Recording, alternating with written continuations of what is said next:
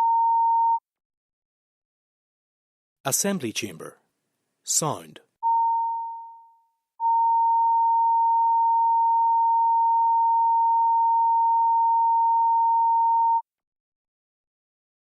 Assembly Chamber. Sound.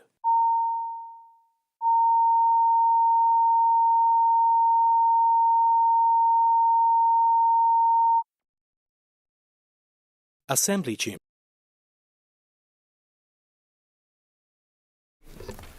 We now move to questions for the Communities Minister, and I call Kate Nicholl.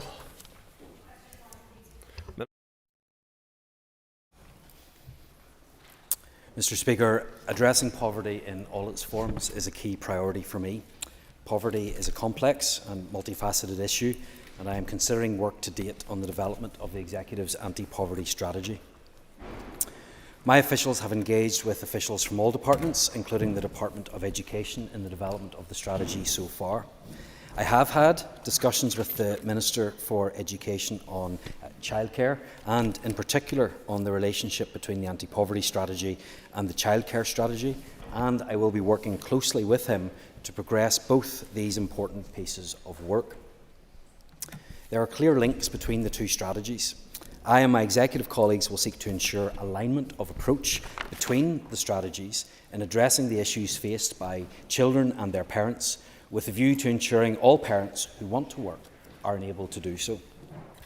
I am committed to developing solutions to tackle poverty in the here and now.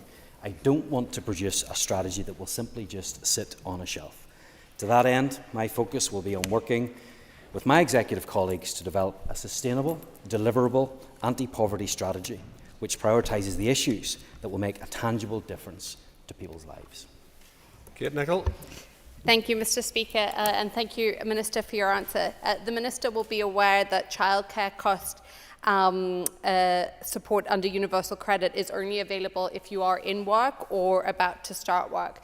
Could I ask the Minister for his assessment as to whether this support could be available for parents and carers who have disabilities or medical needs which prevent them from accessing the support with childcare costs? Thank Minister. you. Mr. Speaker, the member is correct. The Universal Credit Awards can include a childcare element in the calculation of the benefit award, and this can provide help with up to 85% reimbursement of eligible amount that the customer claims. The current maximum limits are £950, 91 pence for one child, and £1,630.15 for two or more children. And she's correct to say that the claimant must be in paid work, employed or self-employed, or about to start work. The difficulty for this department comes if there is divergence from the rest of the United Kingdom. That's where the extra costs come in. But I am aware of the specific of the issues around the specific question that she raises, and there is additional support that will be available for carers that find themselves in that position.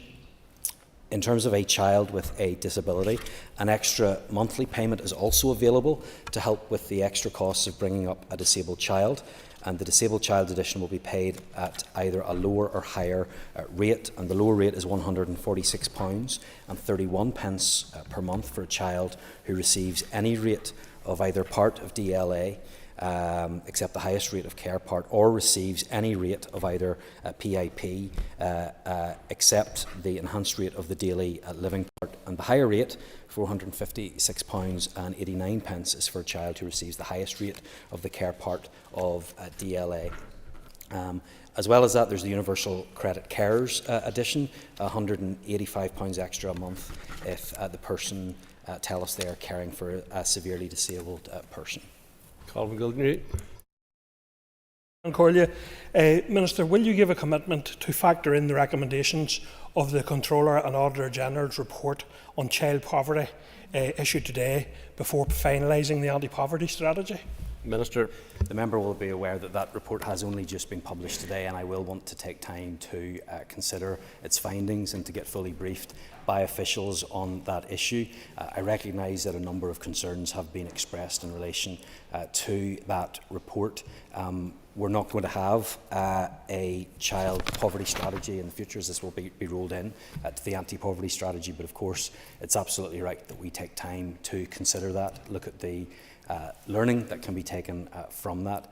I think it's important that we do that. It is important that we go out and try and find a way to ensure that we have a strategy that actually works, that will actually deliver the change that we want to see, and so that includes taking learning from all quarters. Does the Minister agree that the key to tackling poverty is getting people into work and ensuring that there is affordable, accessible childcare available for parents to do so? Minister. Yes, well, Mr. Speaker, the member will not be surprised to hear me say that I agree with her that those who can work should be supported into work, and that means that we need to break down barriers to get people into employment. Now, there are a number of barriers that people face as they try to enter the workplace, and she's rightly identified childcare as one of those barriers, and I am very keen that is an issue that this executive addresses. She will be aware that the Education Minister takes primary responsibility for this issue, and he is committed to getting this addressed, and my department will of course have a role to play in that, and we'll be part of the task and finishing group in relation to childcare policy proposals. Of course, that's not the only issue that we need to address. Disability is another barrier, and we have very low levels of employment for those who have a disability. I want to make sure that we're doing everything that we can to ensure that a disability does not prohibit somebody from getting into the workplace, and some excellent work has already been done in that regard. I think it's also important that people have access to training and the skills that they need to succeed. But in all of this, Mr. Speaker, it will require a cross-departmental approach and genuine joined-up working so we can tackle poverty in all its forms in Northern Ireland. Jim Allister. How does the Minister think that those who need a fully funded childcare scheme, and indeed other strategies, would feel if this executive were to prioritise tens of millions more into Casement Park, while strategies such as that go underfunded? Minister. So the member will be aware that there are a number of outstanding issues in relation to Casement Park redevelopment. There has been an executive commitment from 2011 for £62.5 million for the redevelopment of Casement Park. However, I completely agree with those who are saying that we need to also see our public services funded properly, and that we also need to see a childcare strategy in place, and a childcare strategy that actually delivers the change that is needed in order for people to be able to get into work and not be burdened by the cost of childcare. That's what me and my party are committed to doing, and we look forward to achieving that during this term. Justin McNulty. Mr. for his answers thus far. Minister, what conversations have you had with the Department for Education and the Minister there in relation to the reality whereby hard-working couples have had to make a decision, or having to make a decision, crippled with the burden of childcare costs and hiking childcare costs, that they're making a decision that either the mother or father are having to stop work? What advice would you give them? Well, as I indicated in my original answer to Ms Nicholl, we have had conversations between myself and the Education Minister in relation to childcare. As I have said, it is primarily the responsibility of the Department for Education, but this will be a cross-cutting issue, and I'm determined that my department will play its role in delivering this much-needed help. There is no disagreement between parties within the Executive on the need to get this done, and to get this done quickly. We know that this can be a major game changer for people in Northern Ireland, and as we have discussed, the ability to get people into work. So that is something that I'm fully committed to playing my role in. And we certainly will be listening to those stakeholders, listening to those parents, and coming up with what we can to provide that real and meaningful help to people in Northern Ireland. Moving on then to question 2, to call Liz Kimmins. Question 2, please. Mr. Mr Speaker, as I advised at question time on the 20th of February, the scheme of emergency financial assistance was introduced by the Executive in 2007. Its purpose is to provide immediate financial support to households who have suffered from flooding. It is not a compensation scheme, nor does it purport to be one, nor is it intended to replace or displace the assistance that households should receive from their insurers. An immediate payment of £1,000 was made via district councils to provide eligible householders with assistance to make their homes habitable as quickly as possible.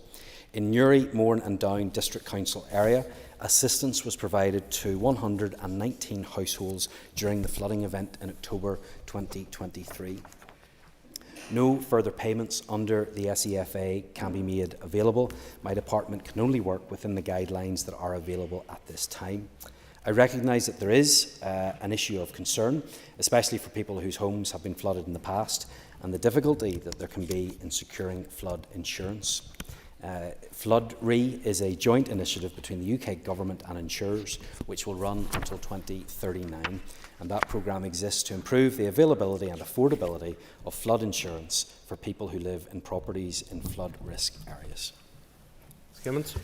And I thank the Minister for his answer, although I can sense that I probably am like a broken record at this stage, and I understand what the information has been provided, but I cannot stress strongly enough how critical this situation is. So I would ask the Minister to please consider a bespoke scheme that will deliver for those families that haven't had insurance, haven't been able to access flood insurance and are trying to rebuild their homes and haven't been able to do so. It is a very critical situation, and I would ask the Minister to strongly reconsider that. Minister. Well, Mr Speaker, the member will understand that my hands are tied in many ways here, insofar as I can only operate within the scheme that is currently available. I have huge sympathy with those who find themselves in the position that she has described. I think on average it costs between £40,000 and £50,000 to repair and refurbish a home that has been damaged by flooding. That is something which is very, very hard on the householder, but unfortunately that is not a cost that my department is able to absorb at this time. Moving forward, I really would encourage the member to make her constituents that have been affected aware of the Flood Re scheme. There is a levy that is taken from all insurance payments in the UK that can go towards helping those that are in these areas and people who have faced this difficulty in the past as well. But the Assembly is not in a position where it can step in and provide that sort of cover that otherwise would be covered by insurance. Guy Whittle. And thank the Minister for his answers. Minister, over this past number of years there have been several significant flooding incidents across the Foyle constituency. Can the Minister indicate how much funding has been paid out from his department over the last 5 years within the Londonderry and Strabane council area? Minister. Yes, Mr Speaker, I can. In the Londonderry and Strabane council area in 2019-20, there were payments of £14,000 paid out. The following year, £19,000. The following year, £15,000. The following year, 22-23, was £156,000, and the year after that was £23,000. That's just the support that was given through this particular scheme, but I do want to put on record my thanks to those in his local council area that did so much to help people that were affected during that time. The member will be aware of how the local community came together, how the council provided additional support on top of the support that was provided through the department. I know because of some connections I have in the Eglinton area, that local churches and community groups in particular came together to provide that support. I don't believe that the department is able to provide all the help, support and funding that is required in a situation like this, but I am pleased that over the last number of years we have been able to provide £227,000 of support to help those that find themselves in that immediate need, and that will continue to be the case as we move forward. Colin McGrath. Mr Speaker, would the Minister consider maybe evaluating that scheme and its effectiveness given that there is an increase in the number of instances of floods, and also that these floods are taking place in newer places where they haven't experienced floods before, such as my constituents in Cathedral View and Cathedral Park in Downpatrick, who are now being hit with very high insurance premiums, even though their houses weren't flooded. Minister. Yes, Mr. Speaker, and I would also say to the member that I hope that he would share with his constituents the flood scheme that can also be beneficial to them in the situation that they find themselves. In regards to the scheme itself, any change to that scheme is likely to incur additional costs for which there's no budget available at this moment in time, and any change to widen the application of the scheme is likely to impact the value for money assessment of this scheme and be repercussive as well. So that would need to be fully tested via an appropriate business case, and no further work is done on that. The member does raise an important point in regards to how often these events are happening, and that they're happening in places that didn't happen before. And I think there is a responsibility on this Assembly and on the Executive to make sure there is investment where that can make a difference in terms of flood defences and preventative work as well. And I will certainly support the Department of Infrastructure in that, because I would be quite happy if this department did not pay out anything from that fund because it wasn't needed, but we will need an awful lot of investment if that is to be the case. Moving on, Connie Egan. Minister.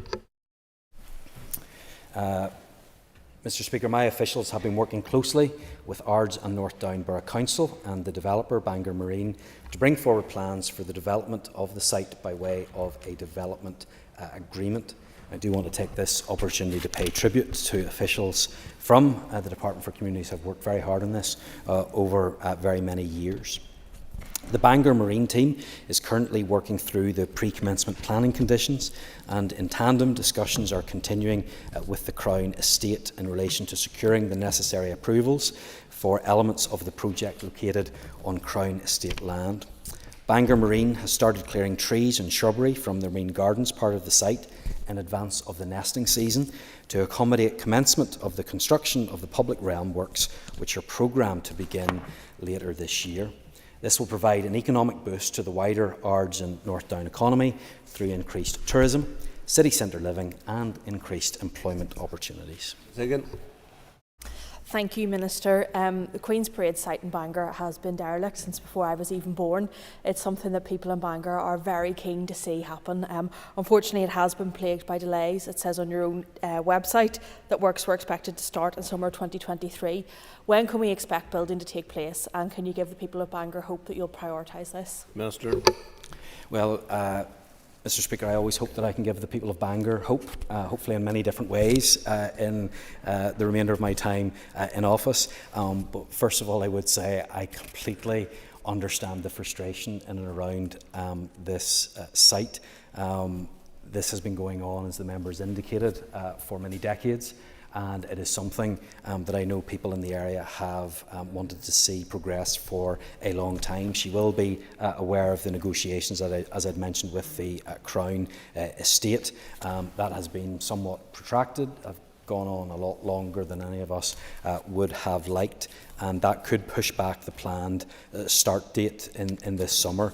However, she will be aware of the works that have taken place so far, and I can give her an assurance that this will be pushed forward from the part of my department as quickly as possible. I'm delighted that I'm going to be visiting very, very soon to see for myself the work that is going to be done.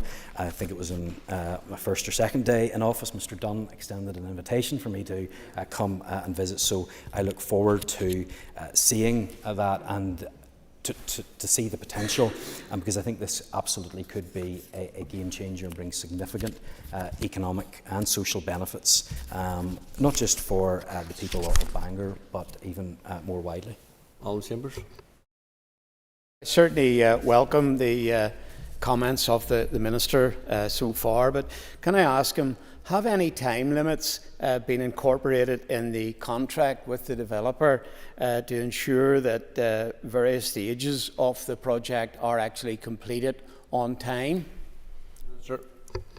I'm not aware of any hard and fast dates that have been put in to ensure that this is completed. Obviously, the target date is spring 2027. I certainly hope that that work can be progressed and finished. But like I said in my answer to Ms Egan, I will do everything that I can from where the department has responsibility to make sure that this is moved on as quickly as possible, because I understand the benefits that this can bring, and I want people to enjoy those as soon as possible. Daniel McCrossan. Mr Speaker, Minister, could you provide an update on the regeneration of Strabane Town Centre and what progress is made in the public realm scheme? Yes, Mr Speaker, I can. I know that this has also been another area that has been some time in the making. The Strabane Public Realm project is at business case stage and is now scheduled for casework committee consideration within my department. There have been a number of iterations of the business case, and my officials have been working closely with Londonderry and Strabane District Council in getting the business case finalised for casework consideration over the past months. The project is of a scale that will require my approval, as well as Department of Finance approval, and in consideration of this project I will want to consider the budget requirements alongside other capital funding priorities within my department. Owen Tennyson. Mr Speaker. Minister. Mr Speaker, Phase 1 of my department's programme of private rented sector reform already includes work to improve security of tenure through the introduction of much longer notice to quit periods via the Private Tenancies Act Northern Ireland 2002. The Act also specifies that regulations on exemptions must be in place before these longer notice periods are commenced. This is because without such exceptions, the legislation would be susceptible to challenges under Article 1, Protocol 1 of the Human Rights Act 1998 regarding interference with the control of use of property. My officials have taken on board the views of stakeholders and are developing a robust equality impact assessment to inform the drafting of these regulations, with consultation planned for in the coming months. In parallel, I am considering what Phase 2 of the private rented sector reform programme should include. I am conscious that the reform programme began with a review that is now over 8 years old, so I have asked my officials to re-engage with key stakeholders to refresh our thinking on what the most impact on improving the safety, security and standards of the private rented sector could be. Mr Tennyson. Thank you, Mr Speaker, and thanks to the Minister for his answer. The Minister will be aware that almost 2,900 households presented as homeless due to loss of rented accommodation in 22-23, a 17% increase on the prior year. As part of his consideration, is the Minister looking to Scotland in terms of indefinite tenancy, and does he also agree that any exemptions need to be tightly defined so that renters don't find themselves at the disposal of unscrupulous landlords? So, Mr Speaker, the priority for the department is to implement and put in place the changes that have been made and requested by this Assembly in 2022 with the Act that went through the House. Any further work will be given due consideration in time. However, I do understand the concerns that he has in both England and Wales, where they have moved to that no-fault eviction ban. There are quite a few, and indeed a growing number of exemptions to that, and so I believe that the department and this House would need to be very careful in any move towards that. What we all want is the right outcome for our constituents, and that will all be taken into consideration. Maurice Bradley. I thank the Minister for his answers so far. Does the Minister agree with me that it's disgraceful if landlords use notices to quit instead of addressing complaints from tenants such as damp, mould and necessary repairs? Sure. Yes, Mr Speaker, that I absolutely do agree with Mr Bradley, and that is why there has been the need for this legislation, the potential for more legislation as well. It is not appropriate for a landlord to simply issue a notice to quit because a tenant is asking for improvements or reasonable measures to be taken. I would also say to the member that Council Environmental Health Officers have power to deal with damp and associated mould issues that are prejudicial to health through enforcing the statutory minimum fitness standard for housing, and that's applicable to all tenures. Cathy Mason. Number 5, please. Mr. Be aware that the Living High Streets initiative is a community-led approach to placemaking that brings people together to consider their local high streets, tackle common issues and enable places and communities to thrive. It's an initiative that was led by the Ministerial Advisory Group for Architecture and the Built Environment with the production of the Living High Streets craft kit. And this was piloted in Downpatrick and led by the Regeneration Steering Group there, which is made up of local businesses, community and political leaders. The Department would very much like to be in a position to provide further financial support moving forward. Any further resource support will be subject to the necessary budget being made available. Ms. Mason.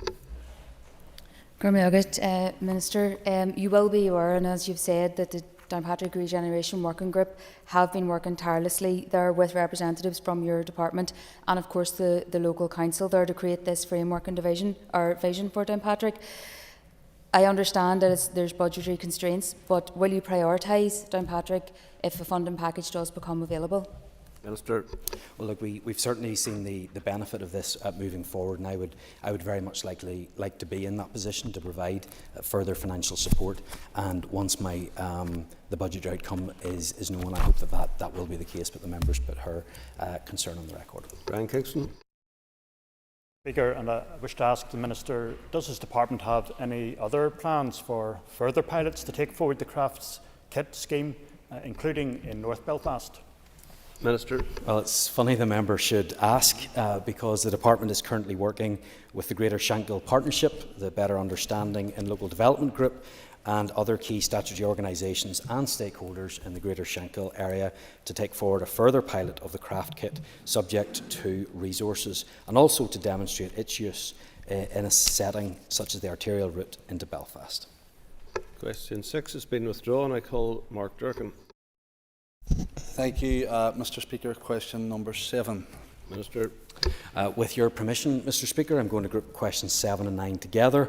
In determining whether an Assembly question is operational, consideration is given to whether the question is about the day-to-day running of an arm's-length body, advisory group or other public body with links to the Department. The aim is to provide clear delineation between my department's responsibilities in terms of policy development and operational delivery by ALBs and other relevant public bodies.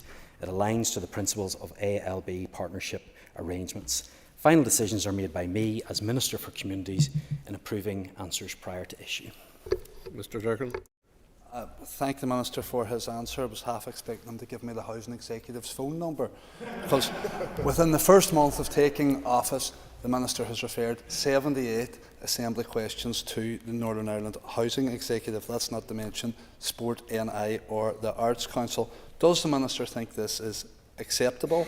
Does this make him accountable? And has he any plans to review this practice? Minister. No, I have no plans to review this practice because I want Assembly members to get the information in the most timely way possible. There is, of course, precedent for this in the rest of the United Kingdom.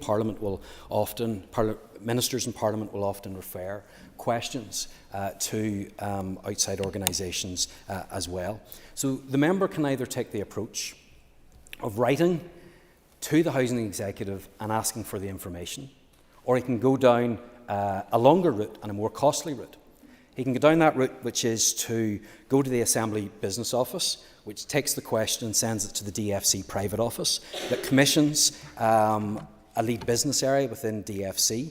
The lead business area will then contact the ALB to request specific information. The ALB then gathers information and provides it to the DFC business area. And then the business area will draft the response on the basis of the info provided by the ALB. The draft answer then goes through the official level processes. The draft answer is then provided to the private office.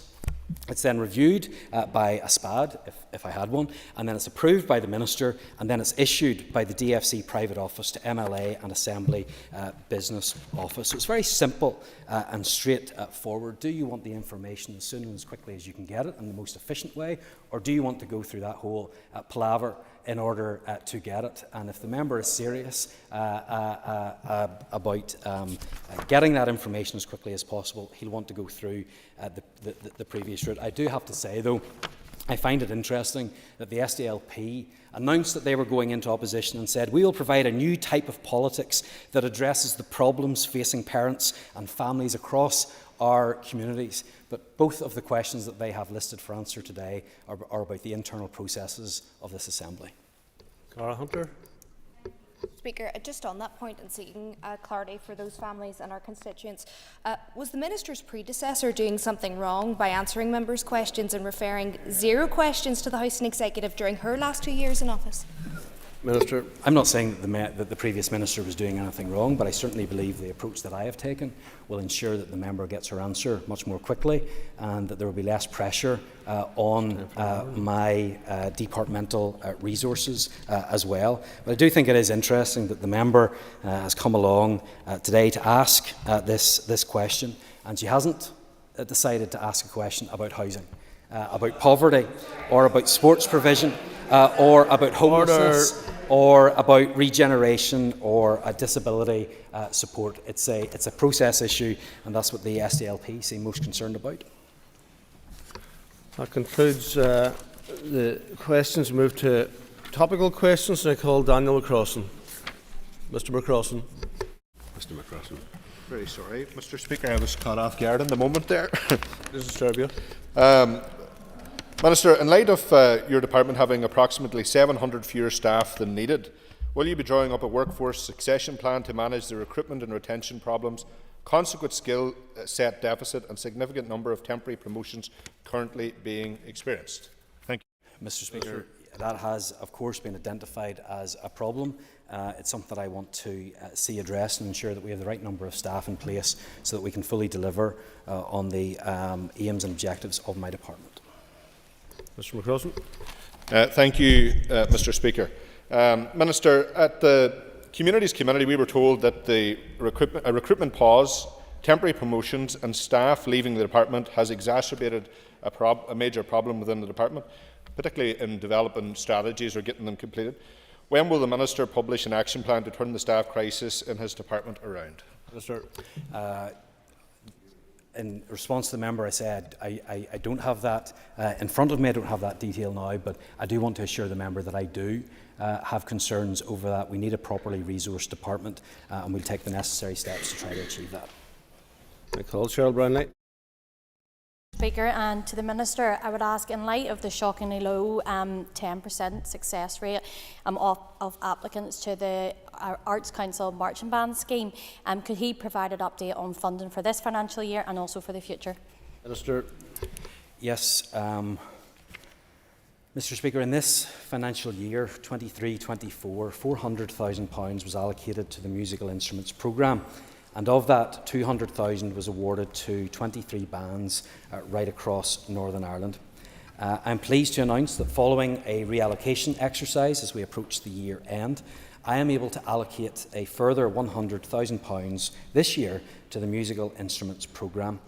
The Arts Council had already assessed the applications and have now worked through the reserve list. I expect a further 8 bands will now benefit from the decision that I have made, and I look forward to visiting some of those who have benefited from this programme. In terms of future funding, this will be dependent on my department's funding allocation and budget for the next financial year. However, I recognise the importance of such funding to bands, and I hope to be in a position next year to offer further support. Ms. Brunley. Thank you, and thank you to the Minister. I, of course, welcome his update. Does the Minister agree that marching bands make a very positive contribution within our communities right across Northern Ireland? Minister. Mr. Speaker, I absolutely agree that bands make an important contribution, and in a number of ways. It gives many young people an opportunity to get involved. Some will have no or little musical experience, and they can become proficient. I think you'll also find that these young people and others come from all sorts of socio-economic backgrounds as well. The bands can help to give people a real sense of belonging and community. And I know in particular from experience in my own constituency, and I'm sure that other members will agree, the bands were an incredible support to local communities during the pandemic. They're also a vehicle by which important issues can be raised. I think of Cairncastle Flute Band in my own constituency that a number of years ago did a lot of work in raising awareness of mental health issues that many in the community face. So from an individual point of view and a community point of view, it's a great way of getting more people involved and getting more people involved in the arts. I would also want to take the opportunity to put on record my thanks to the many people who are involved, who are nearly all volunteers, who do a brilliant job right across Northern Ireland. Robbie Butler. Thank you, Mr. Speaker. Can the Minister give an update on matters that he may have raised with the UK Sports Minister in his recent visit to Northern Ireland, and in particular any discussions in regard to the delivery of the sub-regional sports stadium project? Minister. Well, the member will be aware that the command paper stated that there would be a meeting that would take place between the Communities Minister and the UK Sports Minister within a month of the Assembly returning. That happened last Monday. I was very pleased to welcome the Minister to Northern Ireland and to take him around a number of different clubs in Northern Ireland to see the amount of investment that is going to be required to bring those clubs up to standard. The Minister will be writing to the Secretary of State and the Prime Minister outlining the visit and the actions that need to be taken, and I look forward to further action and investment to ensure that we can bring our clubs up to standard. Mr. Butler. I thank the Minister for his answer. Can the Minister point out if any additional funding request was sought of the Sports Minister in regard to the delivery of sub-regional stadium projects, and would like to offer the opportunity for the Minister, if he hasn't yet visited Lisburn Rangers and Lagan Valley Lisburn with me, done so far, to visit with myself? Minister. So I raised this issue with the Sports Minister. Every club that I visited with the Sports Minister raised this issue with him as well. And he was very clear with me on departing that he had heard the message loud and clear about the need for more investment in our sports infrastructure in Northern Ireland. I'm more than happy to accept the member's invitation. I think nearly every football ground in the country has invited me to come and visit, and so if the clubs mentioned are not already on the list, I'll be happy to add them to it. Shannon Hull. Thank you, Mr. Speaker. The Minister be aware of a recent Trussell Trust report that states 62% of people on universal credit in Northern Ireland have fallen behind on their bills. Given the lack of uptake of the contingency fund, can the Minister outline what his department will do to create awareness of that to those who are especially experiencing that 5-week wait? Minister. Yeah, I'm not aware of the specific figure that the member created. I know there was a survey, I think, carried out among, I think it was maybe 100 people in Northern Ireland. I'm not sure if that's from the same survey, but certainly from my point of view, I want to make sure that people are getting what they are entitled to, and I would hope that the member would refer people to the department's Make the Call service as well, so that people are getting the support that they're entitled to. Isabel Hull. And on that, in terms of the mitigation that we're facing, obviously a cliff edge when we come to 2025, can the Minister outline any plans to work against that and to put in place support for people who might be facing that cliff edge? Minister. I'm aware of the difficulties that many are facing and the additional help that will be required. I'm waiting on a report to come forward in terms of those mitigations, and then we'll need to develop a plan on the way forward. That plan will require a budget and executive support, but I can assure the member it's very much on my radar. Harry Harvey. Thank you, Mr. Speaker. Can the Minister outline what current investment is required within Northern Ireland Housing Executive to bring it up to standard? Minister. Well, the short answer, Mr. Speaker, is a lot. The Housing Executive faces significant investment challenges. The 30-year requirement was updated via a stock validation report in 2021 and estimated to be £10.3 billion in 2022 prices. This reflects the cost of addressing the backlog in maintenance, ongoing stock maintenance and investment, and the costs associated with decarbonisation and retrofit. An outline business case has been developed which identifies a preferred option to tackle the significant investment challenge and to put the Northern Ireland Housing Executive onto a sustainable footing, and officials are in the process of testing the assumptions made within the outline business case and around access to borrowing. Mr. Harvey. And thank you for your answers, Minister. Minister, what actions will you undertake to try and meet these funding challenges and help address the shortage of social housing in Strangford? Minister. Yeah, well, Mr. Speaker, there is a serious issue of concern here, and from my own point of view, the current situation is not tolerable beyond the short term.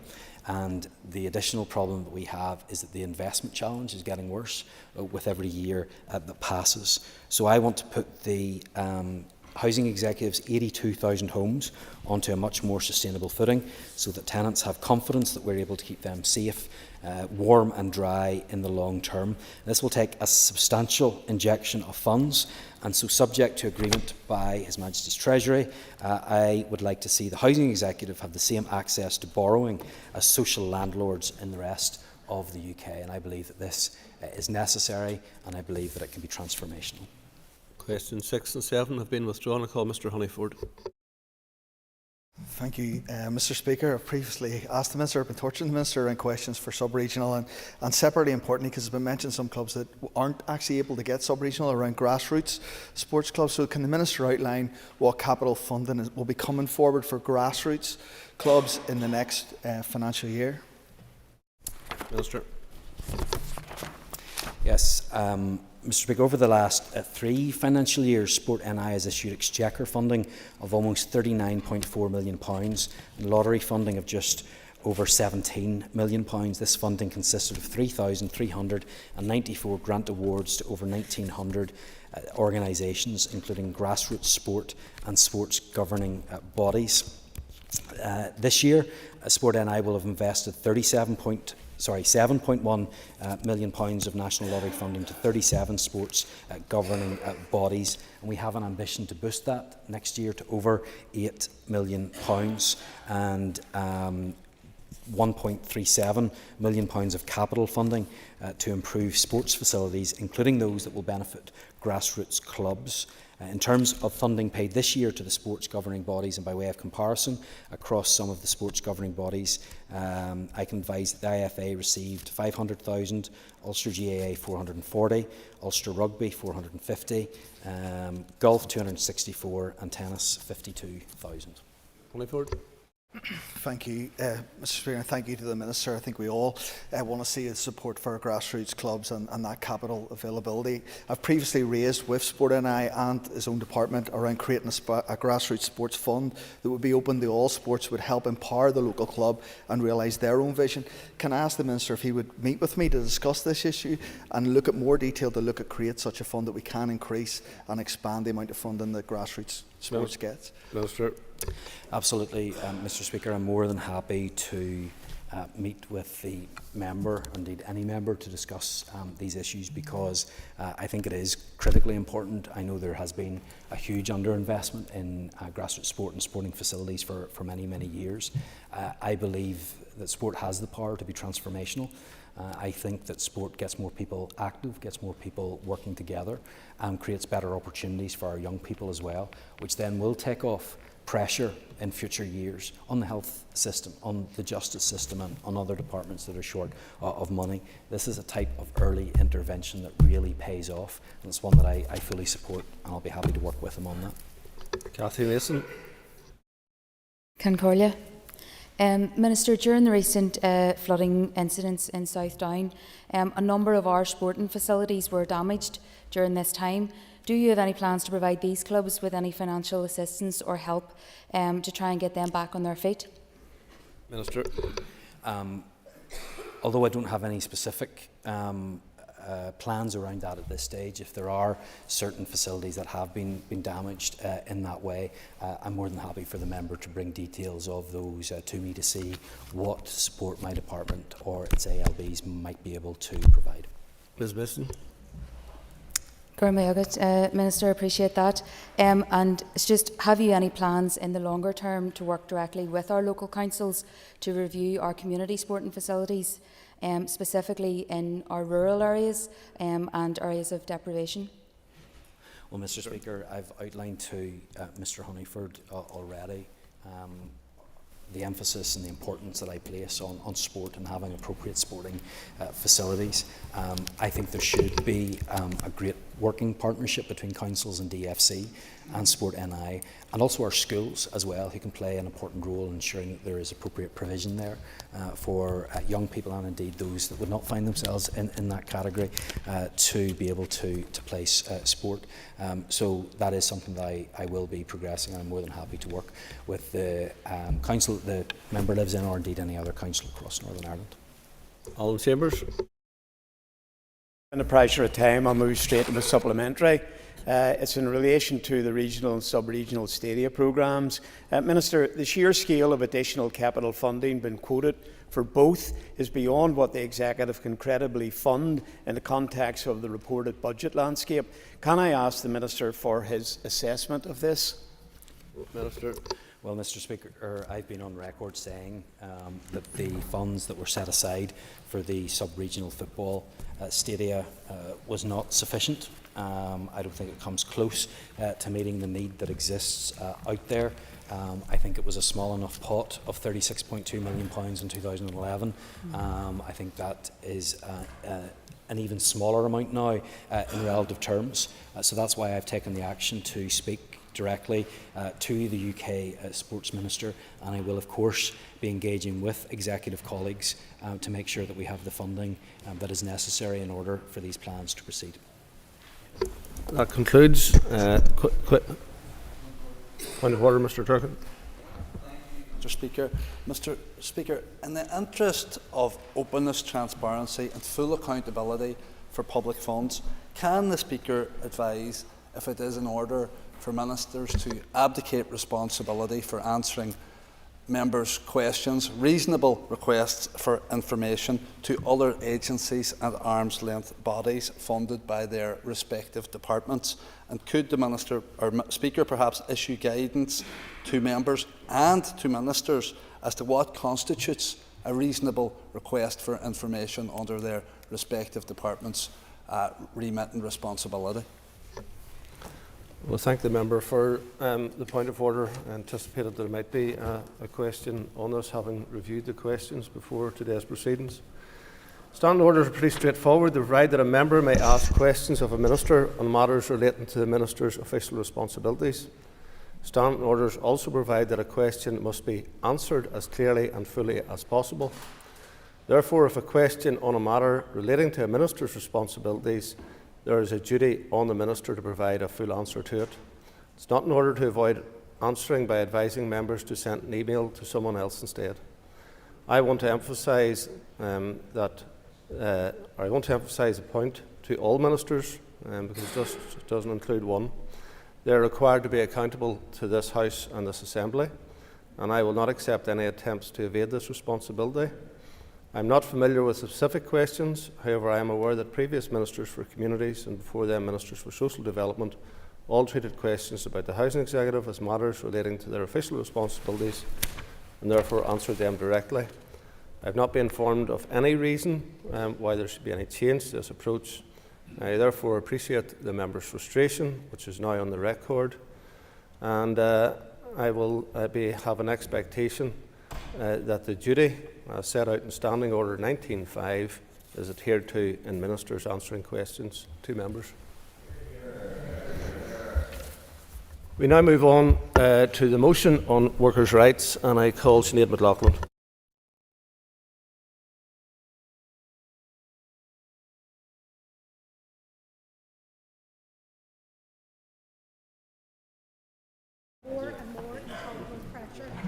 The cost of living crisis, as well as the impact of decades of neglect and legislative rollback on workers' rights, have left more workers struggling than ever before. Many are trapped in precarious, low-paid jobs with little agency in their work and little hope that things will change in the future. It used to be said that the best route out of poverty was a job. That is no longer true. Under the years of wage depreciation suffered by workers, more and more people are being pushed into poverty even while working, and generations of families are growing up without opportunity. In my own city, a survey of the Dairy Trade Union Council found that 35% of workers in the area do not earn more than the minimum wage, while 73% struggle with bills. That is totally indefensible in a modern society. Meanwhile, the trade union movement itself has been hollowed out by regressive legislation introduced by the British government in the 1970s, and too often unions are not given their rightful seat at the table. Of course, many employees would not recognise this picture in their own businesses, and I know that the vast majority of employers, large and small, stretch themselves to do right by their workers. My party believes that employers and employees need to work together on these issues, and it is positive that the amendment refers to the necessary support for businesses, but we also believe that there is a huge role for government to play here. And though I'm used to talking about the need for jobs for dairy, this isn't about the need for any jobs, it's about the need for quality jobs. Good jobs are about many things: decent pay that eliminates in-work poverty, proper condition that means that you are respected and valued at your work, a voice in that workplace, and security of tenure where workers are free from the fear of unfair dismissal. Government has a crucial role to play here in ensuring that the jobs and investment that we track actually give people hope for their future. So I do commend the Minister for his intention to make progress in this issue. For far too long, DUP ministers refused to do so, and efforts like Mr Carroll's bill last year were unceremoniously shot down by most parties in this place. I also recognise that the range of issues that need to be tackled by the Minister in this bill is actually huge, but we need the legislation that is brought forward to be really comprehensive and ambitious, and to genuinely— yes, go ahead. I thank the member for giving way. Would she agree with me that the nature of stop-start politics and collapse in our institutions over the last 7 odd years has impacted severely in terms of our ability to legislate effectively for workers' rights? I would absolutely agree with the member, and thank you for your intervention. Indeed, we were never able to recognise the intention in New Decade New Deal as a result of stop-start government. But we need the legislation that is brought forward to be really comprehensive and to be really ambitious, and to genuinely offer a new deal for working people. That means a transformation of our employment law to rebalance workplaces and to ensure all workers have the dignity that they deserve in their working conditions and in their pay packets. Ultimately, this motion is very light on substance, and it only scratches the surface of the issues that need to be addressed. We need to go much further, including moving beyond mere recognition of issues like the needs for unpaid carers. 1 in 3 women with unpaid caring roles in Northern Ireland have given up employment altogether to care.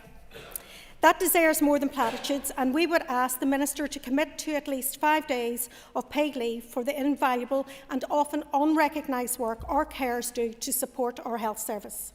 I would like to commend the work of Carers NI on this very important issue.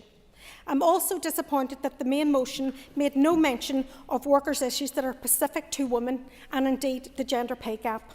I do welcome the focus on the amendment on miscarriage leave, and the final legislation should also include the need for paid neonatal leave for families with sick or premature babies.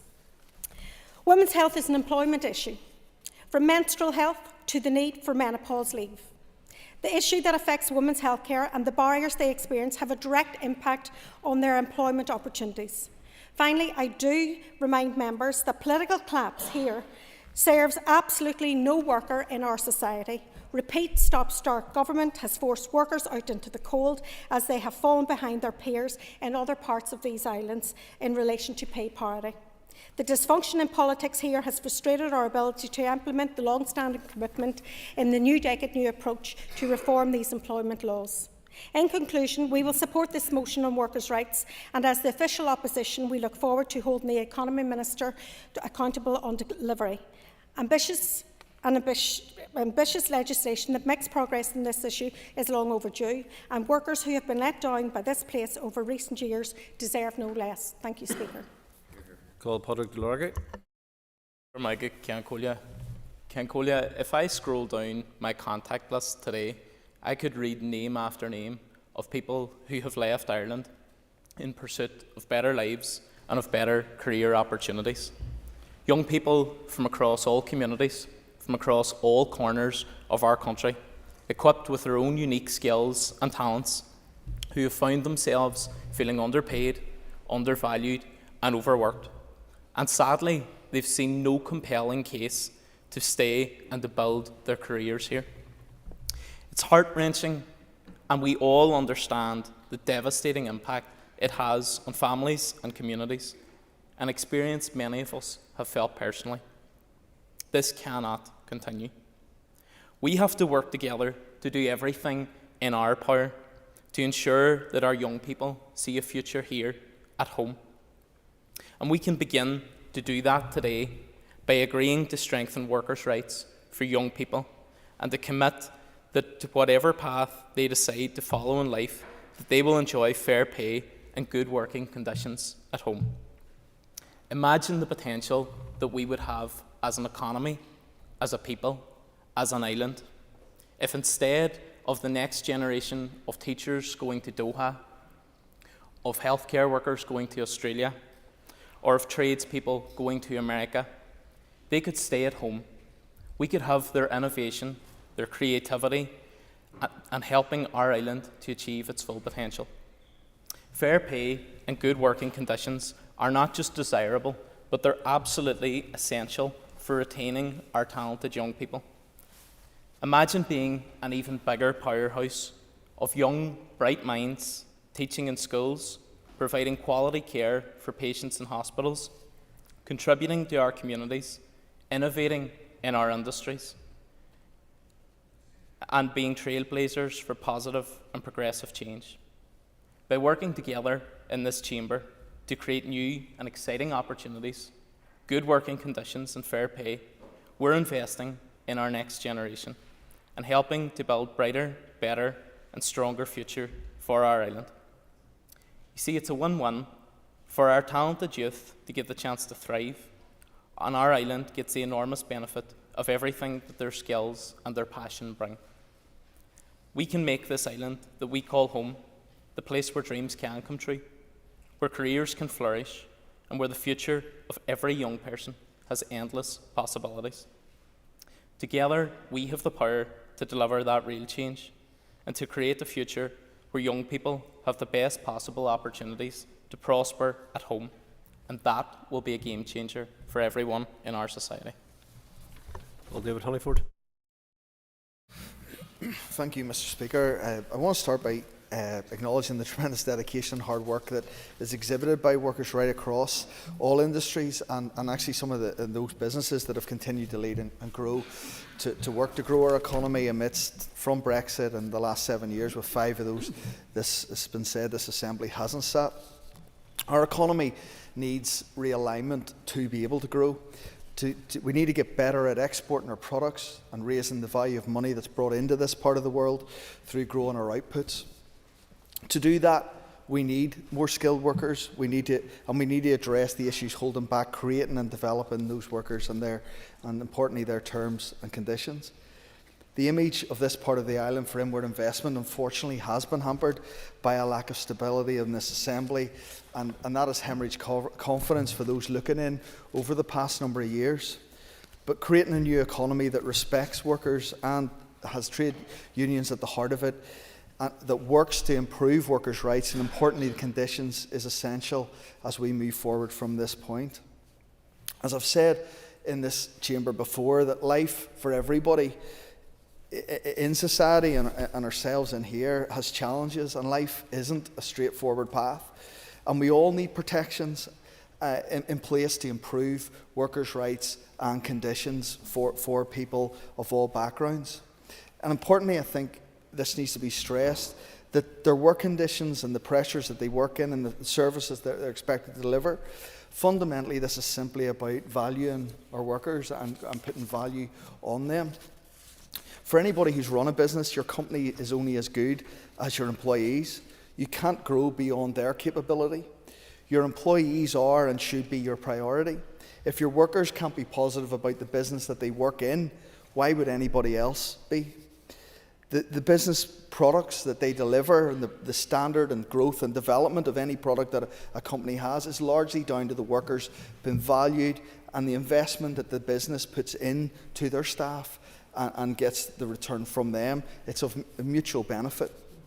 While there's always a need to work with our unions and update and improve the rights of workers, I think we also need to level the debate to note that we already have some incredible companies in Northern Ireland and employers who do provide great conditions for their staff. And staff become like family to many of our small businesses. But I agree that this needs to become the norm. With Northern Ireland's economy dominated by small and micro businesses, that is actually more the case here in Northern Ireland than it is elsewhere. And I think it's a point that needs to be made. Our economic future and the essential growth that is required for that output is essential that we increase productivity. And one way we can do that is to finally address childcare provision that is bespoke for this area, that works for hard-working families as well as for our businesses. Would the member give way? Yeah, sure. Would the member agree with me that making flexible working, accessing flexible working would make it far easier for people with childcare and caring responsibilities to be more included in the economy? Members, next one. Yeah, thank you. I absolutely agree. Actually, my next sentence was to commend Kate, so it's a timely intervention. I was about to say that Kate has done a huge amount of work on this issue and the issue that Alliance, we want to see this delivered in this term, and we urgently delivered on it. It is a very, very important part of productivity. And carers' leave is another issue, and providing caring leave and supporting more carers to stay in the labour market would be positive not only for workers, but it also makes sense for business. So I absolutely, completely agree. That childcare and the carers actually would support job retention, job satisfaction, productivity, and cutting the costs associated with recruitment and training for businesses. So again, it's a win-win if this can be delivered quickly. Ultimately, improving the rights and conditions for individuals and for families here will in practice increase our overall productivity. And it also supports and works with the people in employment and to continue in their careers. Again, I want to stress that creating better conditions and improving working rights shows that workers and staff are valued. It providing that win-win between employer and employee, giving a happier workforce, giving much more productivity, increasing economic output, and therefore profitability. This is the direction that Alliance we want to see happen. And all the bits associated to that to allow our companies to grow, but also protect our workers within that. And so I support this motion. Thank you, Mr. Speaker. Stuart Dixon. Thank you very much, Mr. Speaker. And as I rise to speak, I should declare an interest as a retired section member of the NIPSA trade union. I, of course, rise, like my colleagues, in support of the motion and the amendment, underscoring the critical need to improve workers' rights for those in Northern Ireland. And I want to pay tribute to the Northern Ireland Committee of the Irish Congress of Trade Unions, which across the years has supported workers in Northern Ireland, whether that has been through the years of violence and political strife or in defence of workers' rights. Northern Ireland is uniquely positioned with devolved employment law. It is bestowed with the power to tailor its own employment law for our distinct needs. However, regrettably, stop-start politics has left our employment law in limbo, disadvantaging our workers compared to their counterparts across the United Kingdom and Ireland, and indeed wider afield. Despite anti-trade union and workers' rights government at Westminster, several steps have been taken, such as paid neonatal leave so that parents can look after babies. Employees with caring duties can now take leave, and protection for tip-based workers has been strengthened. They've also seen enhancement in flexible working rights and redundancy safeguards for and during after family leave. Meanwhile, in the Republic of Ireland, strides have been made with provision allowing workers to take breastfeeding breaks and leave for carers. Yet it remains a stark injustice that our workers and families in Northern Ireland lack these supports and protections and rights. Together with these changes, Mr Speaker, I expect the Minister to bring forward a comprehensive employee rights bill for workers in Northern Ireland. Furthermore, legislation for domestic abuse survivors in Northern Ireland promising 10 days of paid leave has yet to be commenced by the Department. Similarly, the extension of the Parental Bereavement Act, one which I remember and was deeply involved in the last mandate to cover miscarriage, is an urgent necessity that demands immediate action from the Minister. Other provisions need to be expanded, such as widening the scope of Safe Leave Act to include victims of sexual assault. It is unconscionable to expect anyone to choose between their job and recovering from such a profound trauma. Regrettably, we've seen attempts to expand anti-strike legislation in the United Kingdom, and I genuinely hope that this House will stand united against any attempts to extend it here. Our job is to protect people in employment, including the right to strike. Ultimately, the freedom to join a trade union and strike is a fundamental human right, and I'd welcome the Minister's views on this, particularly around industrial action and trade union recognition. In the light of these formidable challenges, my party supports all key stakeholders from businesses to trade unions working together to shape the law and future practice. We believe that these changes must be informed by a social partnership approach across business and trade unions. I would personally like to pay tribute to my former colleagues in the Labour Relations Agency, who since 1976 employment rights legislation in Northern Ireland have worked tirelessly on that social partnership model and worked to mitigate industrial action. The recent pandemic presented many benefits for addressing climate change, and we know that many people will prefer the greater working from home levels. We need to preserve these new flexibilities for those who want them, while ensuring that changing work patterns do not create new forms of exploitation, ensuring workers do have the right to turn off. Additionally, while outright bans on zero-hours contracts may impinge on those who find some elements of flexibility favourable, we need to ensure there are new and adequate and effective safeguards in place. This also includes the need for the Minister to give special consideration as to how she will craft legislation to protect workers from unscrupulous fire and rehire practices, such as the recent P&O scandal in my own constituency, where I stood alongside workers who were disgracefully treated. To conclude, Mr Speaker, I would urge the Minister to implement the necessary reforms to bring forward legislation that meets the needs for working people in Northern Ireland, to strengthen their employment rights and to offer protection from day one. Thank you, Mr Speaker. I call on the Finance Minister, Kiva Archibald, who is standing in for the Economy Minister, to respond, and you've up to 15 minutes, Ms Archibald. Thank you. And I welcome the opportunity to speak today on behalf of my executive and party colleague Conor Murphy during this important debate, and I also thank those members who have spoken today about the importance of protecting workers' rights and have noted comments from across the chamber about valuing workers and ensuring rights are enhanced and enshrined. Mr Speaker, members will be aware that Minister Murphy has already demonstrated the importance that he places on protecting workers' rights. When he outlined his economic vision to the Assembly in February, he articulated that increasing the proportion of working-age people in good jobs is one of his key objectives. New legislation to enhance workers' rights will be a key component in delivering that objective.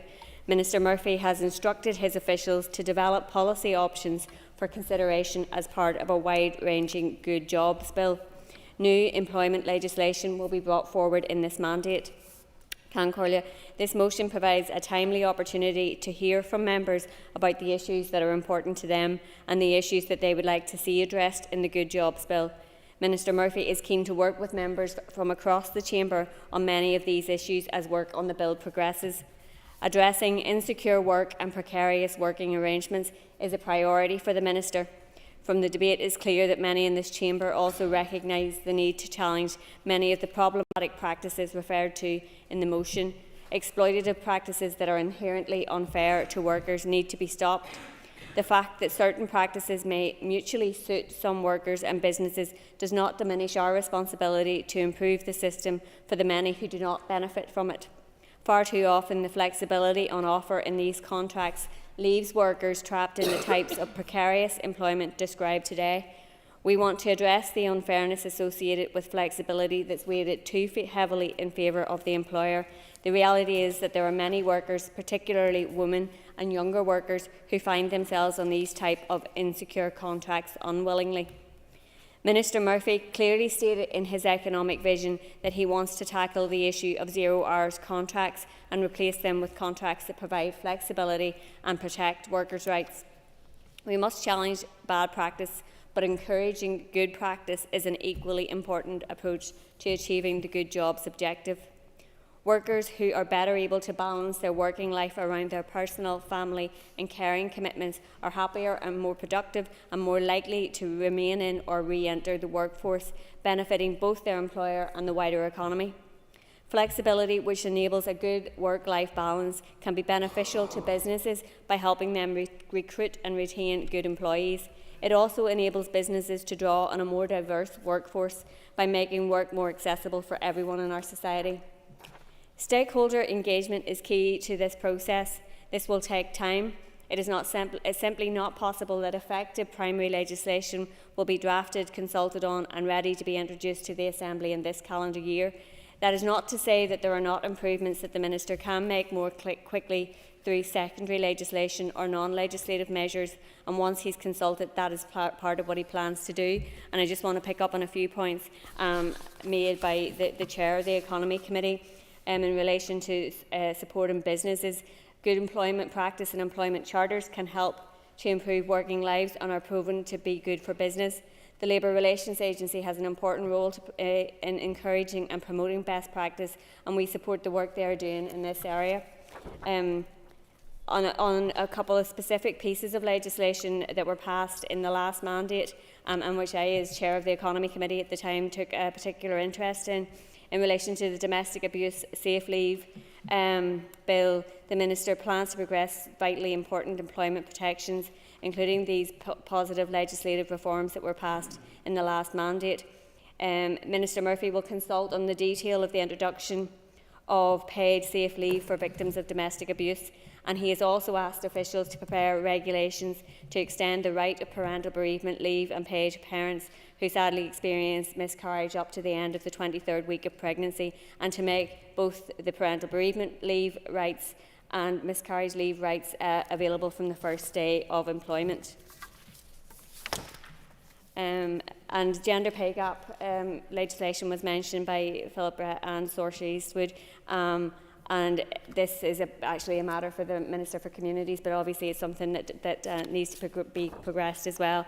And just in relation to Mr Dixon's comments at the end around the right to strike, I'm obviously speaking on behalf of myself, but yes, absolutely, I agree it's a fundamental right of workers. So in conclusion, the Minister supports this motion and has confirmed his plan to bring forward a good jobs bill. He has clearly stated his intention to replace 0 hours contracts with contracts that provide flexibility and enhance workers' rights. The Minister will also look at ways of strengthening the role of trade unions. There is a wide range of other issues that need to be addressed, such as support for working families, access to flexible working, creating better working conditions and enhancing the rights of those workers in more insecure forms of employment. It's quite a task ahead and no doubt a real challenge. It will only be with the cooperation of all colleagues in the Assembly and working effectively with the Economy Committee that Minister Murphy can turn this vision into a reality. Thank you very much. Okay, I call Gary Middleton. You've got 5 minutes, Mr. Middleton. Mr. Speaker, just to say, obviously we welcome the motion and the debate today, and it's clear that the Chamber unanimously will be supporting the motion, and of course we welcome the fact that our amendment has been agreed to as well in terms of those contributions. Personally speaking, I believe that the issue of improving workers' rights is not only a moral imperative but also an economic one. When workers are treated fairly and with respect, they are more productive and engaged. This leads to better outcomes, not only for employees, which of course is most important, but also for the employers, and leads to a stronger economy for all. The DUP is committed to strengthening workers' rights. That has been evident when we have shown our support for the public sector workers by leading the charge in terms of seeking changes to the funding model for Northern Ireland in terms of pay and better work conditions to be met. But we also delivered a statutory entitlement for parental bereavement leave in the last term, and we want to see that urgently extended for those who sadly experience miscarriage. Sadly, that is an issue which affects far too many within our society, and I can speak personally to that respect from our own family perspective in terms of the physical and the emotional trauma that can cause. And I think that in many cases women are expected to return to work immediately after a miscarriage, and I think that that's an unacceptable situation and a very cruel and heartless situation which people find themselves in. And I want to join with my colleague Philip Brett in terms of paying tribute to those organisations who do so much to raise awareness, those organisations such as Tiny Life, to try and bring about the change that we so much need to see. Moving on, the 10X the economic strategy for Northern Ireland developed by DUP ministers is very clear that central to the task of making Northern Ireland economy succeed is specialising in those areas where we can secure a productivity advantage. And in the knowledge-based economy of today, that depends more than ever on investing in people, in cherishing and celebrating our workforce. My colleague earlier touched on the fact that we have to make work more attractive, and that's something which this Assembly could really make a difference on. Sectors such as hospitality are desperate for workers, and we need to do more to ensure that people are not penalised for working and that the supports are there to encourage them to stay on. We also need to end the disparity with GB in terms of some of the new protections against employers there, withholding tips and gratuities from staff. The issue of zero-hour contracts has also been discussed, and whilst some people may favour zero-hour contracts in particular circumstances, we're also aware that zero-hour contracts can cause problems in terms of income and security for workers. Obviously there's a lack of benefits and also the exploitation that sadly exists as well in terms of some of the employers who utilise this particular type of initiative. In the New Decade New Approach Agreement, on page 44 in particular, it states that there will be an enhanced focus within the programme for government on creating good jobs and protecting workers' rights.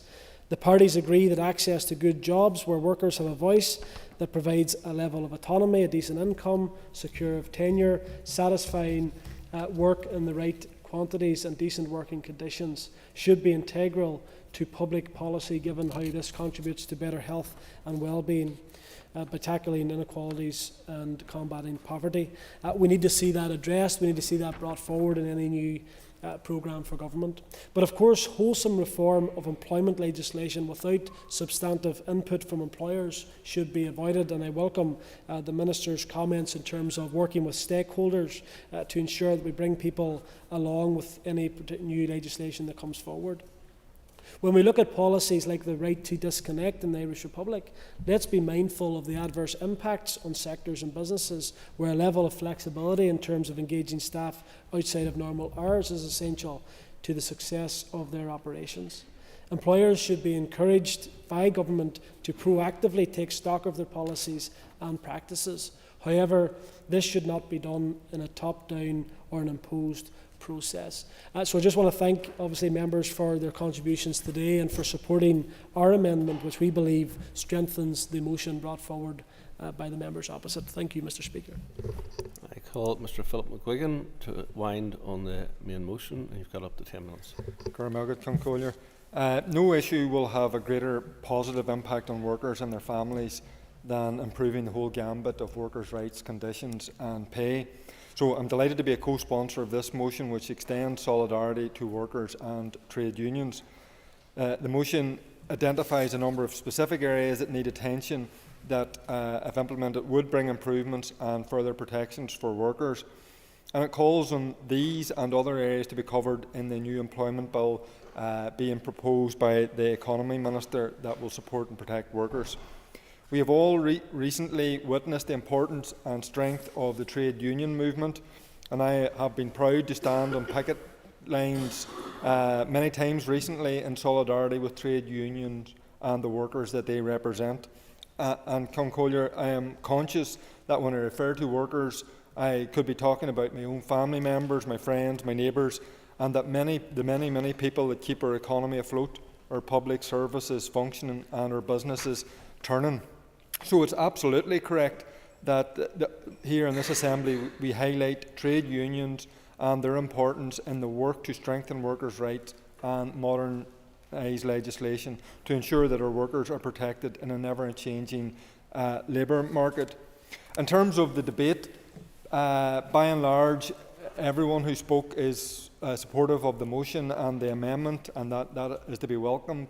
Right from the start, through members' contributions, workers' rights were referenced to the cost of living crisis and the impact on workers and families. And the fact that a new deal for workers and families could be achieved through social dialogue with the trade unions, employers, government and others exampled an employment charter, employers' charter. Mention was obviously made of the various practices contained within the motion, 0 hours contracts, fire and rehire, the work-life balance, carers leave, etc., as well as obviously the addition of the miscarriage leave as per the amendment. Reference was rightly made numerous occasions to the gender pay gap and childcare as two areas where improvement was much needed. Others stated that we had fallen behind here in the North with regard to workers' rights, pointing to legislation in Britain and the South, and that legislation here was very much needed. In doing so, as well as the working with trade unions and workers, we need to be cognizant of the fact that SMEs make up the bulk of our economy. Numerous contributors referred to 0 hours contract and mentioned that it's not just at odds with workers' rights, but it actually undermines the labour market and the economy. Workers must believe that this Assembly has their back and recognise their value. That point was made by a number of speakers. Thanks was paid to Carers NI, Tiny Life Charity, the trade unions and employers for their input and help to members in preparation for this debate. The hollowing out of trade unions over successive Tory governments was put on record, and reference was made also to anti-strike legislation at Westminster, and this obviously needs to be opposed. And some of the hollowing out of the workers' rights needs to be reversed by comprehensive and ambitious legislation. The impact of poor pay and conditions, particularly for young people, it was pointed out, is helping to drive immigration, and real change is needed across the island of Ireland to encourage and entice lots of our young people back. A company is only as good as its employees and investment put into staff, and we do have some good examples, as was pointed out, of companies, and that needs to become the norm. Others mentioned the flexibilities that we learned from during COVID, that can help work-life balance, help workers, and also make a positive impact with regard to climate change. My colleague, the Minister for Finance, in responding on behalf of my other colleague, the Minister for the Economy, pointed out the importance of legislation that he will have and his focus will have with regard to workers' rights. He has already given a commitment, and that was confirmed and reconfirmed today, that there's an intention to bring forward legislation on a goods jobs bill and other employment legislation, and I think that will be welcomed by everybody. And part of that will tackle 0 hours contracts, work-life balance.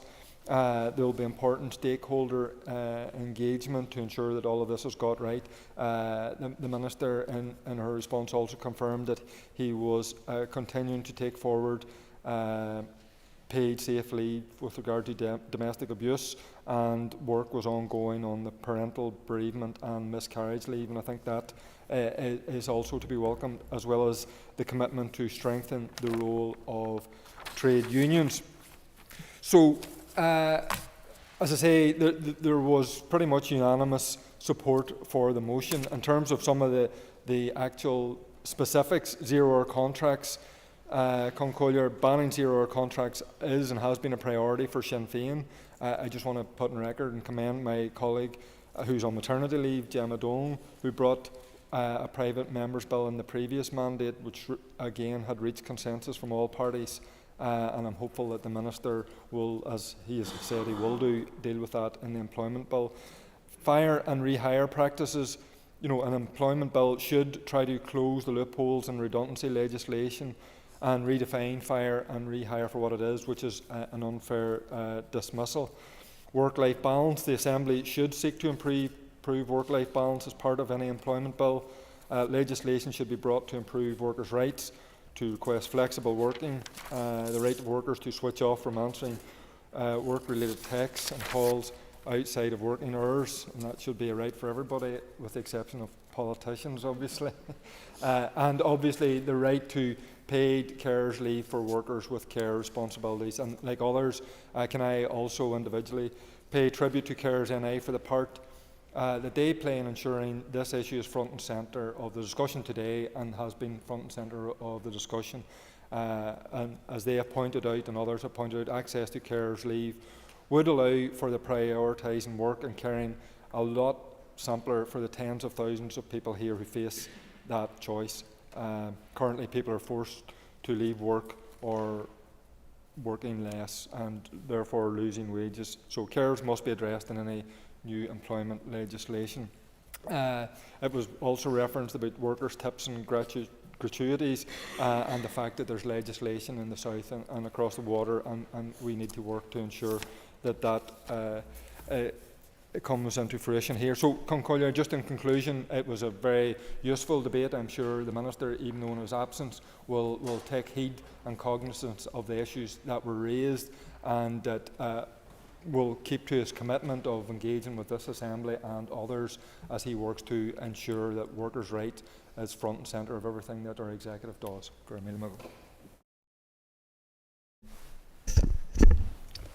The question is that the amendment standing in the name of Philip Brett and Gary Middleton be made. All those in favour say aye. Don't have any no. The ayes have it. The ayes have it. The question is that the motion as amended be agreed. All those in favour say aye. Contrary if any, no. The ayes have it. The ayes have it. That concludes that item of business. If members would take their ease, and we'll move to the education debate.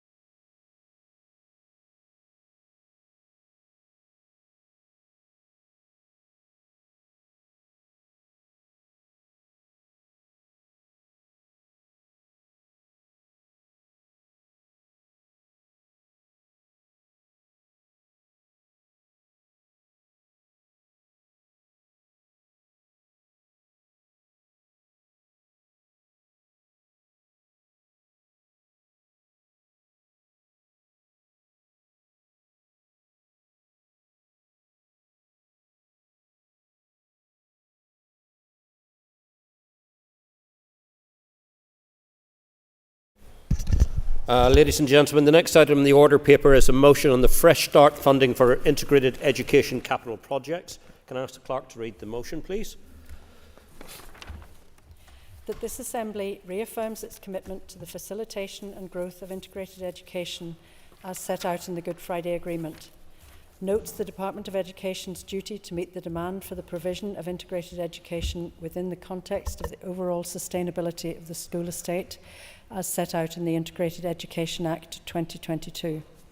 Welcomes the support of the Independent Review of Education for expanding integrated education, believes that integrated education is fundamental to transforming our education sector with both societal and financial benefits, and is vital to building a more shared and reconciled community. regrets the UK Government's decision to remove ring fencing from £150 million in Fresh Start funding for new build integrated education projects, and further notes the Minister of Education's letter to the Secretary of State requesting funding for Fresh Start projects, calls on the UK Government to reverse its decision, and further calls on the Minister to seek recommit capital funding to support new build integrated education projects as a matter of priority. Can I ask Nick Matheson to move the motion, please? Moved. Okay. Thank you. The Business Committee has agreed to allow up to 1 hour 30 minutes for this debate. The proposer of the motion will have 10 minutes to propose and 10 minutes to wind. As an amendment has been selected and is published on the Marshall list, the Business Committee has agreed that 15 minutes will be added to the total time for the debate. You'd open the debate on the motion, please. Thank you, Nick. Thank you, Mr. Deputy Speaker. And I should just begin my remarks by declaring an interest. My wife is a teacher at Millennium Integrated Primary, which is one of the schools impacted by the recent decision from the UK Government.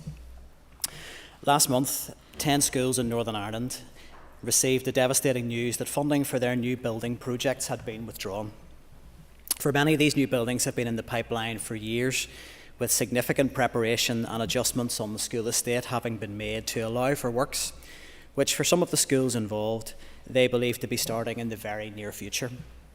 The affected schools received no notice of this decision, no prior engagement was undertaken with the schools, and there was absolutely no democratic scrutiny made of the significant intervention from the UK Government to remove the ring fencing from the Fresh Start funding scheme. And this motion, it really seeks in the first instance to reassure the 10 impacted integrated schools that this Assembly is speaking with a collective voice in calling for the UK Government to reverse its decision to remove ring fencing from £150 million Fresh Start funding, and to confirm that we are committed to providing capital funding to support these impacted schools with their building projects. We must be clear that despite the actions of the UK Government, this money is not lost to the Executive, and that the Minister must do all he can to bring it back under the control of his department, with a commitment to ensure it is invested in these schools that have been so badly let down. And of course, we recognise that there is an immediate and pressing need for capital investment across the whole school estate. There are schools up and down the country in every constituency represented by every member here which urgently require maintenance, new buildings, substantial refurbishment, and we are all aware of the need for capital investment to meet the needs of our SEN learners. Years of chronic underfunding of our education system and multiple collapses of the Assembly have all attributed to this dire situation we find ourselves in. So the motion does not intend to downplay the needs of any school requiring capital investment. We're simply urging colleagues across this House to assure that the 10 directly impacted schools, to assure them that we recognise the utterly unacceptable position they've been put in, and that all that can be done to remedy this situation will indeed be done. The Good Friday Agreement contains a specific pledge to facilitate and encourage integrated education as an essential element in the process of reconciliation. Last year, when celebrating the 25th anniversary of the Good Friday Agreement, the Prime Minister said that integrated education should be the norm and not the exception. Indeed, only a few weeks ago, Parliamentary Under-Secretary of State Lord Kane stated that the UK Government will continue to support and promote educational integration in Northern Ireland, for the future success of Northern Ireland rests on its young being able to grow up looking forward to a shared future rather than back to a divided past. And that's a direct quote.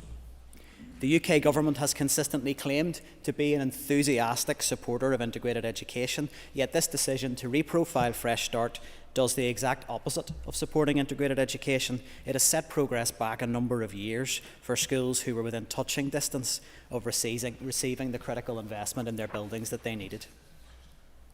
And to give you an example of the impact of that, last week, members of the Education Committee will recall we received correspondence from the principal of Bangor Central Integrated Primary School, detailing the shock and disappointment that their school feels at finding out that the UK Government had removed this earmarked funding.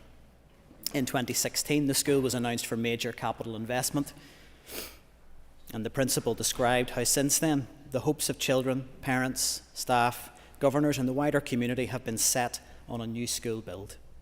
Extensive work has taken place as the school discussed and planned for their new 22-class school build. The original opening date had been set for this year, but various delays had pushed that back to 2026. But as it stands now, the school does not know when their building will begin. They have been left entirely in limbo with the rug pulled from under their feet. And all this is just as the local council had approved the planning permission for their new site. It is unacceptable that a school could be treated so dismissively, and we must do all in our power to see that this is reversed. Following the implementation of the Integrated Education Act in the last mandate, brought by my colleague Kelly Armstrong, the Minister of Education now has a legal duty to provide sufficient places in integrated schools to meet the demand for integrated education. Under the Act, the Integrated Education Strategy must quantify funding commitments and identify how resources will be made available for the support and provision of integrated education. So I would be keen, when the Minister concludes the debate, to hear how he will ensure these duties are going to be met in the light of this removal of Fresh Start funding. And finally, I would like to once again emphasise that this motion really for me is about the 10 impacted schools. Schools who've had their funding from Fresh Start for a new school build removed. After significant plans and preparations, they've been completely left in the dark, causing significant upset and stress for all involved. So I would urge all members to support the motion today and send a clear message from this Assembly that we hear their concerns, that we stand with them, and we will speak with a collective voice to urge the UK Government to reverse this decision and to ensure that capital funding can be released as soon as possible. And I emphasise again, despite the unhelpful and illogical decision of the UK Government to remove the ring fencing from this funding, and that's removing funding from schools that they claim to support and have done so very vocally, that the 150 million that we are debating is not lost to the Executive. And I hope the Minister can provide assurances today that he will do all in his power to access this money for the Department of Education and invest it in the schools who have missed out so cruelly when they were so close to seeing delivery of their projects becoming a reality. Thank you. And can I call on Robbie Butler to move the amendment, please? Thank you, Mr Deputy Speaker. Moved. Thank you. You will have 10 minutes to propose and 5 minutes to wind. All other speakers will have 5 minutes. Please open the debate on the amendment. Thank you, Robbie. Thank you, Mr Deputy Speaker. Mr Deputy Speaker, I rise to move this amendment to today's motion tabled by the Alliance Party today in the sincere hope of being positive, being proactive and addressing some of the shortfalls in the original motion, which I'm sure weren't intentional at all. After all, Mr Deputy Speaker, to reduce the vision and aspirations promised to both shared education and integrated projects underpinned by Fresh Start would in essence be to reframe it as an unfair end. No one can argue that Northern Ireland has had a fractious, difficult and politically unstable past. The opportunity to always miss an opportunity seems always to have been the political choice of the day. From the failure to establish a single education system as early as 1921 to today, where we still have multiple sectors, management bodies who are charged with putting children first, whilst meeting the often competing demand of upholding parental choice for school type provides challenges. Today's motion and amendment will speak almost exclusively to the need to secure funding that was previously promised. But I would also like to remind the House that the recent independent review of education has once more offered us the chance to pursue the goal of a single education system where children of all religions, social and ethnic backgrounds, disability or ability, academically or vocationally talented will feel welcome and, more importantly, included. Our children, and indeed many people in this room, are actually post-Good Friday people.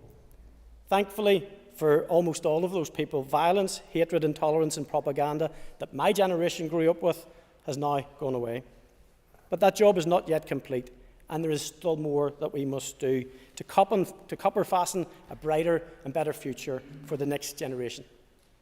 Multiple reports and studies have been completed to assist us in how we can best achieve this. And there are some different ideas as to the genesis of this problem. Some believe that social injustice and inequality are the key contributors to division, and some believe it's separate education in schools.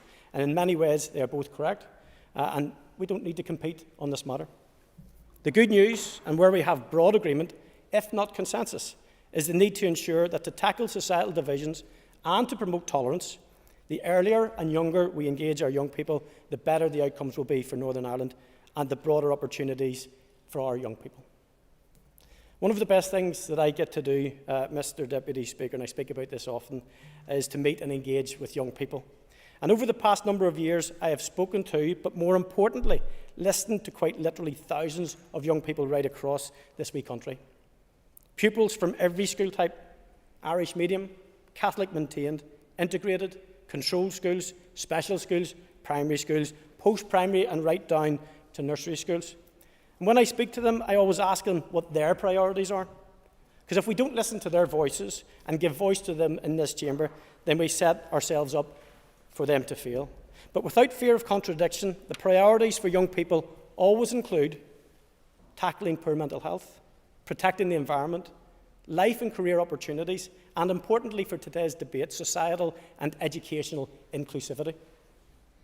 Now, when this Assembly is down, which it has been for 5 out of the last 8 years, politically we are choosing to either stall or end the work on any of those 4 priorities that I've spoken of.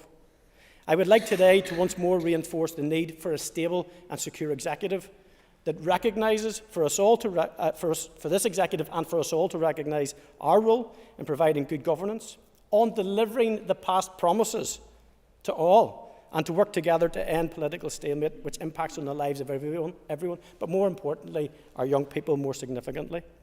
But it does seem like a lifetime ago that the UK Government allocated £500 million as a commitment to both shared and integrated education. This was welcomed universally, and indeed many groups, schools and sector bodies rightly embarked on ambitious project designs, some of them within my own constituency, like Fort Hill Integrated College. And they have long since been sitting on their agreed plans to redevelop their old and dilapidated estate. And then just last year, I was able to visit Millennium Integrated Primary, and I toured the site with Barry Corrigan, the principal. And the vision and plans that he shared that day were infectious, and I was almost as excited as he was for what was in store for Millennium. But I will not and cannot set aside what was promised in Fair Start. In Fermanagh, the Brookborough Shared Education Campus, which has been sitting on its plans now for 10 years, is facing into an abyss that is not of their making. And I know that for many of these, they were spade-ready projects, and the developments recently with the money will have shaken them all to their core. And it's beyond imagination that we would double down on their pain by not acting collegiately and with one voice. Absolutely.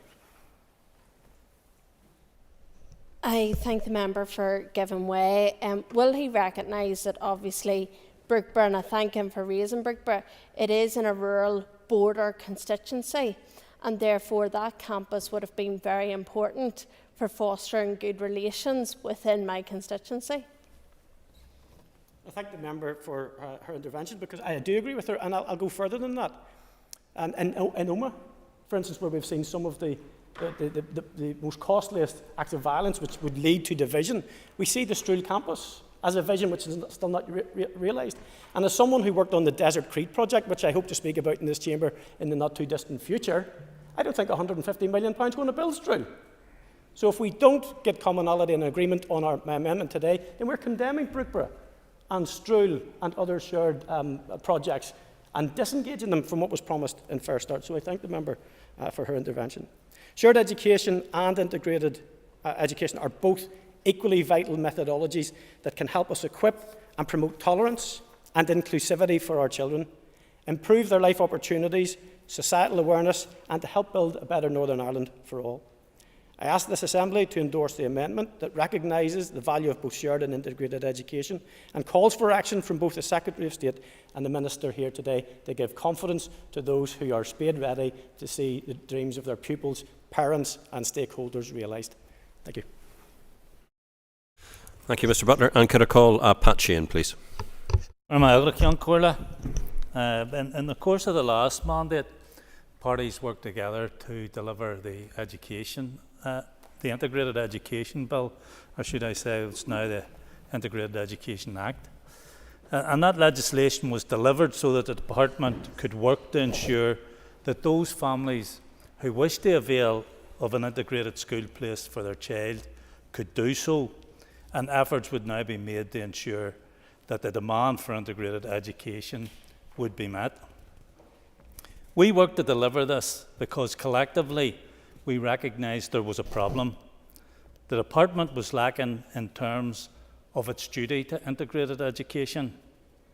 And rather than living up to their obligations to people and to public services here, the British government has decided to rob Peter to pay Paul. It's short-sighted, it's bad faith, and it's deeply damaging to those school communities who have been waiting for so long for these capital projects to be delivered. When these institutions were re-established, parties came together and endorsed the position that the British government had to fund our public services properly, delivering investment based on need. And it's a huge blow to be standing here just a few short weeks later, talking about how already promised funding for 10 school capital projects is to be redirected to other places. Who pays the price for this? It's our children, and it's our young people, and it's our school communities. And I also want to say very clearly in the course of this debate how important it is that shared education projects are not forgotten either.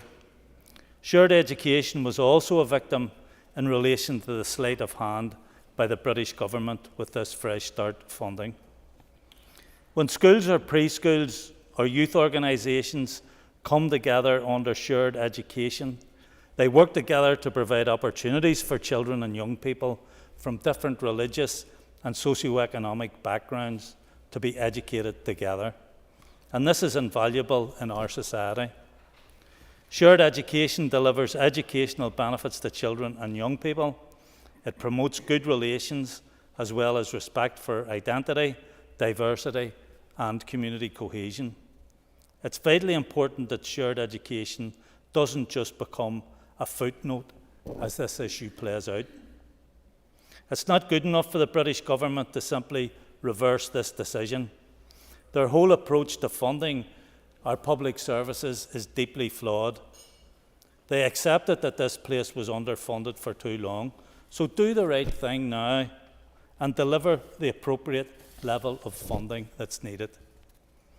In fairness to the Minister, there was little he could do, and it was welcome that he moved the unfunded projects into the Department's major capital works programme. But this will give little comfort to those school communities who have waited since 2016 for progress on their new builds. 8 years is long enough. Now who knows how long they will have to wait after this latest blow. In the past, we have demonstrated that when we work together across this House, we can deliver results. That's what it will take in relation to this issue as well as the wider issue of funding our public services. Whether it's our work through committees or in the executive, we have to work together in the interests of all. Thank you, Mr. Shane. And could I call Cheryl Brownlee, please? I want to make it very clear that I support all of our schools, including those within the integrated sector, and I want to see educational benefits for all here in Northern Ireland. But the reality is that many schools outside the formal integrated sector are already integrated, although they do not have that title of integration above their door. In fact, some schools outside the official integrated sector are more integrated in terms of mixing pupils. Just let me start. The department has a limited budget, and from the last few weeks that I've been here, I've seen it has increasing demands, constant demands. Given the constraints on the education budget, this must mean that fewer resources from our schools which cater for the majority of children here in Northern Ireland. While I recognise and I acknowledge integrated schools do absolutely fantastic work in my own constituency, it's also true that our controlled schools offer the same opportunity for shared learning and development in our community. The fondest memories I have from school are participating in programmes such as Cooperation Ireland, Habitat for Humanity, but unfortunately programmes like this are the first to be cut when budgets come under pressure or staff are strained. There are many good examples of genuine organic integration at schools throughout Northern Ireland. Our experience of the controlled sector, for instance, is that it's open, inclusive and cross-community. And this should be everyone's desire here for schools across Northern Ireland. The schools in my constituency do great work on a restricted budget. These schools may not have this label, but they continue to deliver, working with other schools and opening their doors to children from all backgrounds and providing a first-class education for all, and naturally integrating children and teachers from all backgrounds. We all want a society where all children are educated together. However, elevating one sector above another across Northern Ireland's educational landscape undermines rather than promotes these objectives. It's also important to note that while this motion calls for more capital funding for integrated schools, that some of our schools in the controlled sector are in the worst conditions here in Northern Ireland. I know that there have those that claim integrated schools have been waiting for a new build for many years, and rightly so. But in my own constituency, Carrick Academy, which was a school formed from an amalgamation, has been waiting for over 10 years for a new school, which was promised at that time. The school is operating on a split site at present, a situation which creates significant problems and places huge demand on teachers and on the school budget. The school serves some of the most deprived communities here in East Antrim. The stress in the school is not fair for those children who have to endure the impact of a school which requires many repairs on a split site and has lost teachers because of the tightness of its budget. Only last Friday I visited Carrickfergus Grammar School, where children have actually had to be excluded from certain areas of the school because the windows are quite literally falling out. And as I'm walking around the school, there's numerous bins and buckets catching rainwater where it's coming through the roof. The PE department is operating out of a shipping container, the same one that was there whenever I was at that school many years ago. And the HE building is a 1980s mobile, not fit for purpose. This is not good enough. The fabric of our controlled schools has been left to deteriorate.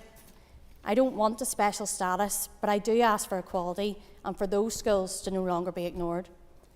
If I had the time, I could go into a large list of primary schools again, which require either a major repair or completely knocked down and rebuilt. I want to make it clear, I want every single child in Northern Ireland to thrive, no matter what school they attend. But I would not be doing my duty as a representative if I failed to mention here today the plight of the schools in the controlled sector. Thank you. Thank you. Can I call on Cara Hunter, please?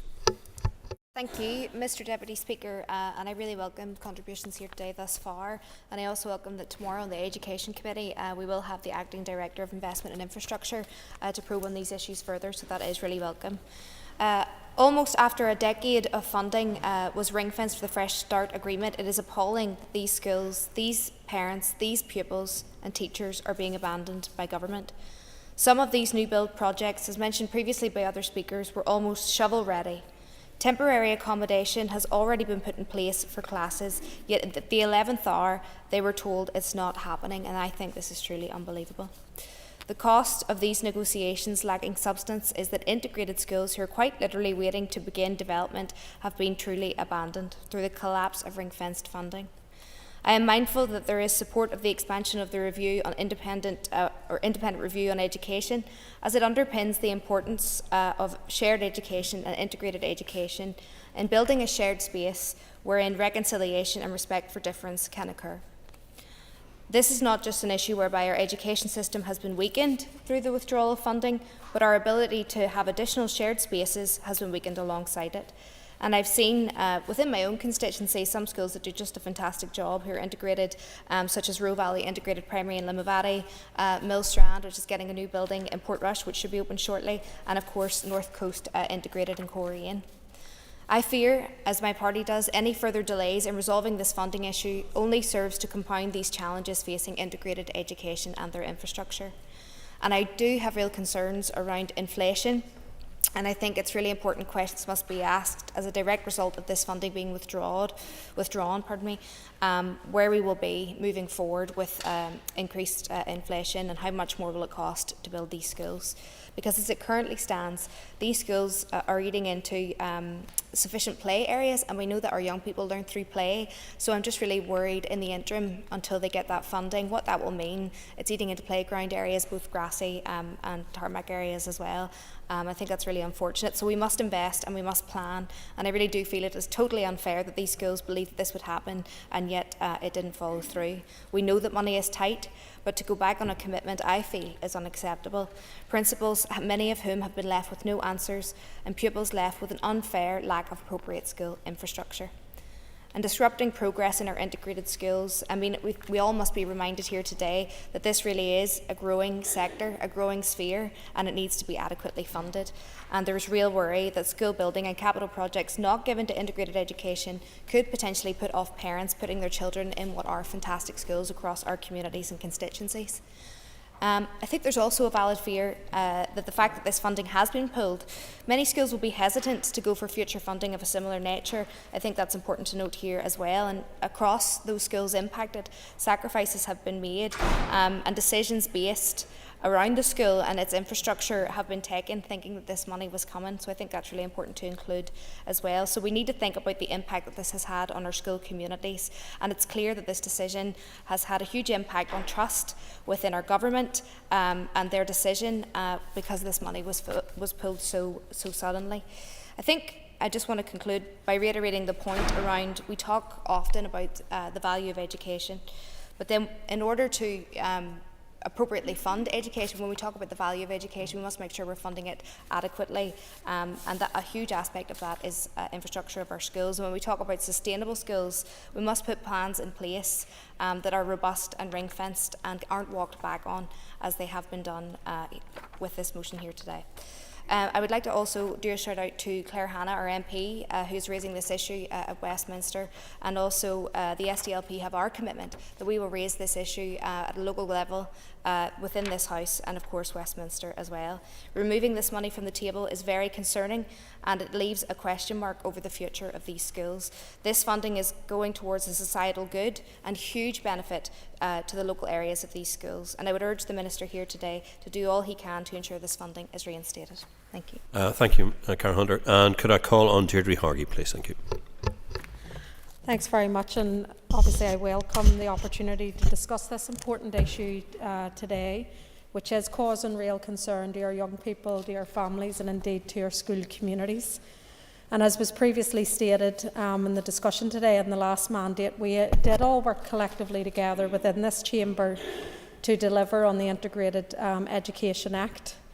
And it's with this an important piece of work that was done in the last mandate to ensure that families who want to avail of an integrated school place, that they did have the opportunity to do so for their children. And it is in the context of this, therefore, that it is a real act of bad faith by the British Government to treat the funding that was agreed in the way that they have. It's deeply damaging to those schools, some of which are in my own constituency, such as Millennium Integrated Primary School and Forge Integrated Primary School. And we know, as local MLAs, the direct impact that these decisions have on the school community, on the children in particular, and indeed on their families and the wider community. And again, that was recently reflected by the Education Minister himself in recent correspondence, particularly pertaining to Millennium Integrated Primary School, where he said that this was providing the additional special educational units with the new development that would take place. The fact that all of the construction tenders were given back, and once the money was agreed and in place, that they could actually go to contract with the construction. So that's how close these projects were getting to completion. And obviously you can understand the real frustration and fear of the communities and the schools involved. A similar situation with another primary school, Skull and Dryhead in South Belfast as well, that's in a similar predicament and providing special educational needs. And again, I would ask the Minister, which I know he is, to look at that issue as well and to see what can be done to rectify it. In this debate, as been said previously, it is important that we don't forget about shared education projects, and I suppose I was a bit surprised that it wasn't included in the original motion. They too are impacted by the decision of the Fresh Start funding, and again there's concerns within shared education. Young people, schools and indeed the wider community involved in shared education projects do want to work more collaboratively. They want to work together and they too could be negatively impacted by these decisions. And the re-establishment of these institutions a number of weeks ago, again, all parties tried to work together and endorsing a position in terms of how we're being underfunded by the British government, something which the British government have actually acknowledged themselves. And it is children and young people who pay the price of this scandalous approach that the government has taken the decision on. And you really have to ask the question is why? Why would you do this? Why would you punish education? And importantly, why would you punish children? And I think we do need to ask the British government that, particularly back in 2016, when the Fresh Start funding was committed to. Their own quote said, "The funding is a fresh demonstration of the commitment of the UK government, working alongside the executive to build the foundation of a genuinely shared future for all parts of our community." Well, the decision that they've taken in recent weeks actually does the complete opposite. It doesn't work with the executive. It doesn't offer hope to our young people and to our education community that do want to work together and want to offer that better opportunity in terms of building a society in which everyone can take part in.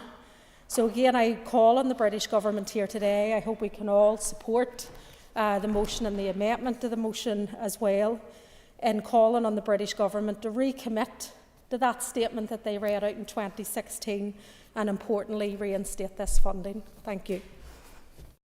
Thank you, Deirdre. Could I call Diane Dodds, please? Thank you, Mr Deputy Speaker. As a preface to my comments today, I want to repeat some words which I have said in this House many times before. We all aspire to a Northern Ireland which is more peaceful, more prosperous, and where our children are able to learn and play together. A society where we value education as the means to a good job, provide for our families, and have a decent standard of life, irrespective of our perceived religious, social, or political background. And I am not blind to the need to make changes to our education system so that it can be more inclusive, provide greater opportunity for those who face barriers in accessing education, and is more connected to the needs of the modern economy. Today's motion arises out of the considerable anger at the reallocation of £150 million of Fresh Start funding by the UK Government. And that anger is understandable, and there must be disappointment for the schools impacted. However, it must also be acknowledged that within this overall funding stream, 9 new build projects will be completed, including Newbridge College, which is in my own constituency of Upper Bann. There are a number of issues with today's motion that I would like to highlight as being inaccurate. The motion talks about the Department of Education's duty to meet the demand for integrated education. And I see that the Chair and the Vice Chair of the Education Committee repeated this inaccuracy. The actual law says, and I quote the Integrated Education Act, Section 5.1, a reference in any provision of Northern Ireland legislation to support for integrated education is defined as aiming to meet the demand for the provision of integrated education within the context of area planning and the overall sustainability of the school estate. I will indeed. I thank the member for giving way. Given her previous portfolio as Minister, would the member agree with me how important it is that even in non-binding motions, we are accurate when we're trying to reflect existing legislation, that it needs to be accurate word for word, because our very words and actions are in Hansard here, and we can give a false sense of what can be achieved if we misquote. Yes, the member has an extra minute. Thank you, Mr Speaker. Yes, I absolutely agree, and I think that accuracy is really important so that we're not throwing around words. We're actually talking about what the law says, law that was made in this House in the last mandate. So the law is clear. The Department must aim to meet the demand.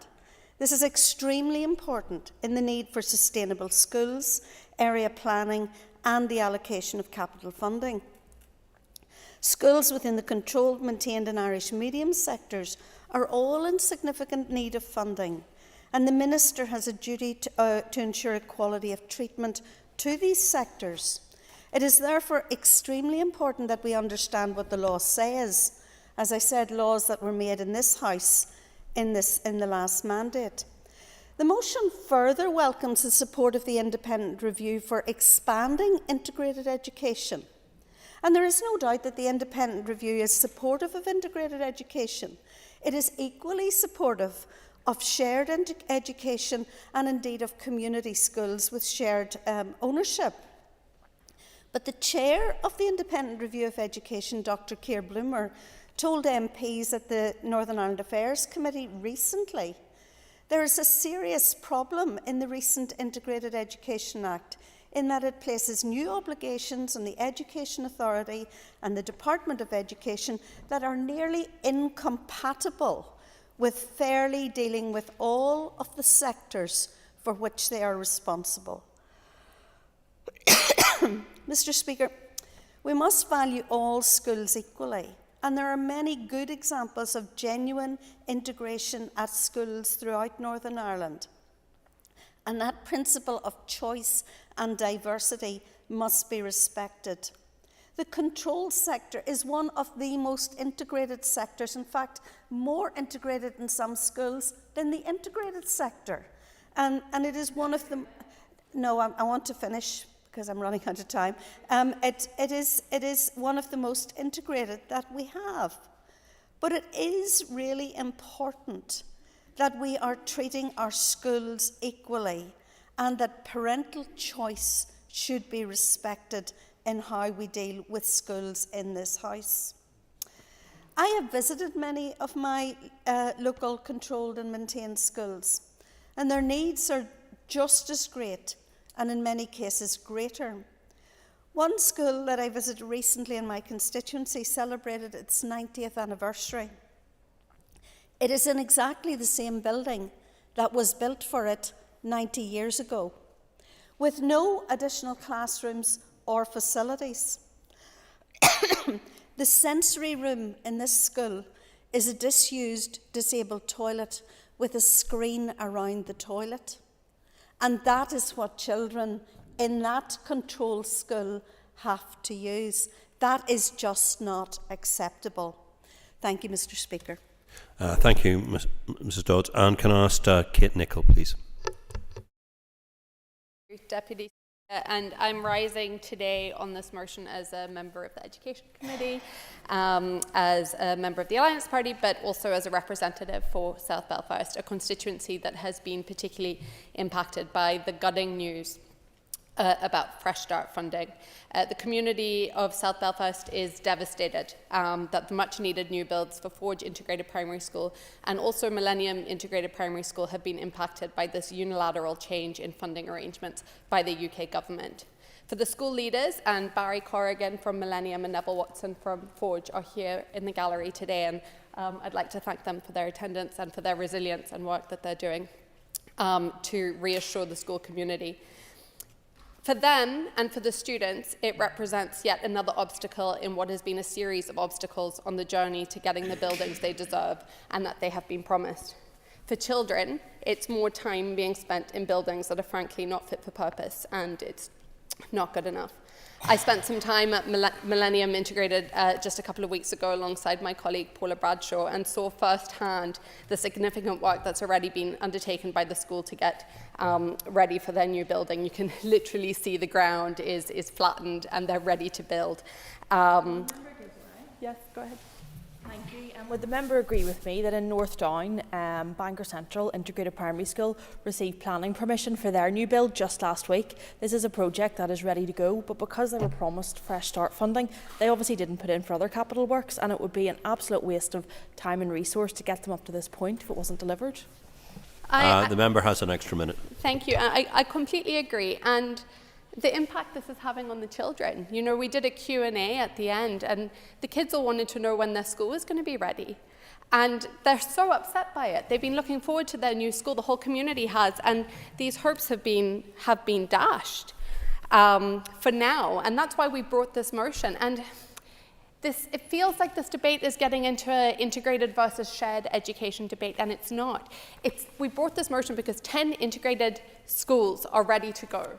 and we want to see them built. That is our focus on it. Go ahead.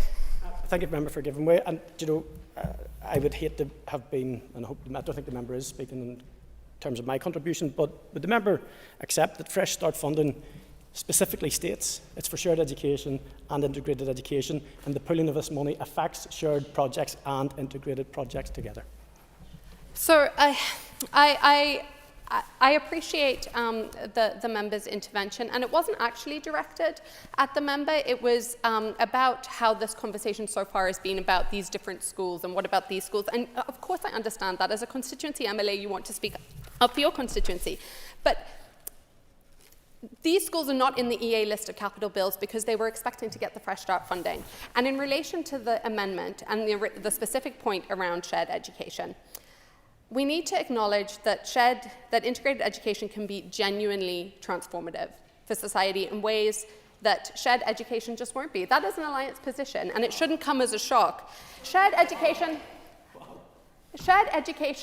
I'll clarify. I can see that has come as shocking to you. I don't know why you would be surprised that an alliance party MLA... Sorry, excuse me. Members, take your seats, please. Thank you. We'll not have that. I don't want any shouting across the floor and the rest of it. All remarks should be directed through to the chair. And so far the debate has been reasonable. And I don't want to hear squabbling in here. Have I made my point clear? Have I made my point clear? Thank you. Okay. The member may continue. Thank you, Deputy Speaker. Shared education as a stepping stone towards integrated education is one thing. But if shared education is in itself the end goal, then we are merely deepening and amplifying its otherness in proximity. And Mr. Butler referenced Baroness Mayblood yesterday in his speech, and I commend him for doing that, a fabulous woman who should be remembered by everyone for all the work she did. And I want to remind him of this House, of the words she spoke in the Lords 18 years ago, which remain as true today as they were then. While I welcome any steps that could be taken to bring schools closer together in any form, I hope that shared campuses do not become the easy thing for the government to do, the soft option. The desire of parents and children to have integrated schools is clear. Let us not waste it. There is greater potential here than just sharing sports halls. The schools that are ready to go are integrated schools. They have been waiting for years and they have been let down time and time again. They need the reassurance of all of us that we will do everything within the short term to redirect investment back to them, which is taken away without consultation, without scrutiny. So that is the focus of our motion. It's the 10 impacted schools.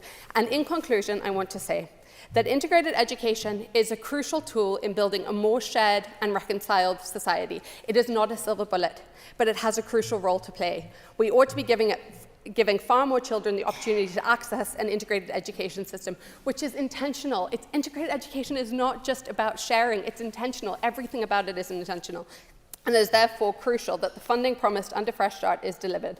Ultimately, this motion is about the 10 impacted schools. Thank you. Thank you. And can I call on Nicola Brogan, please? I welcome the opportunity to speak in today's debate, and I thank the members for bringing the motion forward. And I'm happy to support both the motion and the amendment here this afternoon. As it has already been mentioned by a number of different members throughout the debate, I want to reinforce the point around shared education and how it must not be forgotten in the course of this discussion. Shared education is a powerful force for good in our communities, and we must continue to work together to ensure it is properly resourced and supported. Shared education not only delivers educational benefits to children and young people, it promotes good relations as well as respect for identity, diversity and community cohesion. And I want to particularly mention the Strabane Shared Education Campus in Omagh Town. And while I take on Kate's point, and while this project isn't listed amongst the 10 projects impacted by the Fresh Start funding, recent announcements from the Education Minister suggest that it too could become a potential victim due to the British Secretary of State's reprofiling of finances. But I want to make it clear that we cannot let the Strabane Shared Campus become a victim of British underinvestment. We must work together to deliver this flagship project that will benefit not only the children and young people of Omagh and the surrounding towns, but the local education workforce, the local economy and the wider community of Omagh and West Tyrone. There are many benefits to shared education. It offers children from different religious, social and economic backgrounds an opportunity to learn together and to learn from each other. The Struil Shared Education Campus in Omagh is unique and it is exciting because at the heart of this campus lies Arvely Special School. Arvely is a wonderful school with so many bright, happy and hard-working students and staff. I firmly believe that children with special educational needs, their families and their school staff should be part of this shared education experience. The coming together of schools, including the special learners, gives those children and young people who are at risk of being excluded by society a rightful presence and a voice in education. The Struil project is not just about a shared campus, it is about a shared vision and it is about the opportunity of equity for all children and young people. Go ahead, Robert. Would the member agree with me that to reject or not vote with the amendment today would be disrespectful to those in Omagh in particular, where the Struil campus has been long awaited and probably will not come in the budget at £150 million? And the member has an extra minute. Thank you, Laskin Corla, and I thank the member for his intervention. And yes, listen, you know that the Struil Shared Campus is really, really important for the people of Omagh and people of West Tyrone, and we do want to see it delivered. And it does lie, there are some complexities around the Fresh Start money with it as well, so we do want to see it delivered at pace. Concordia, that's the end of my remarks anyway, so go ahead. Thank you very much indeed, and I call on Cathy Mason.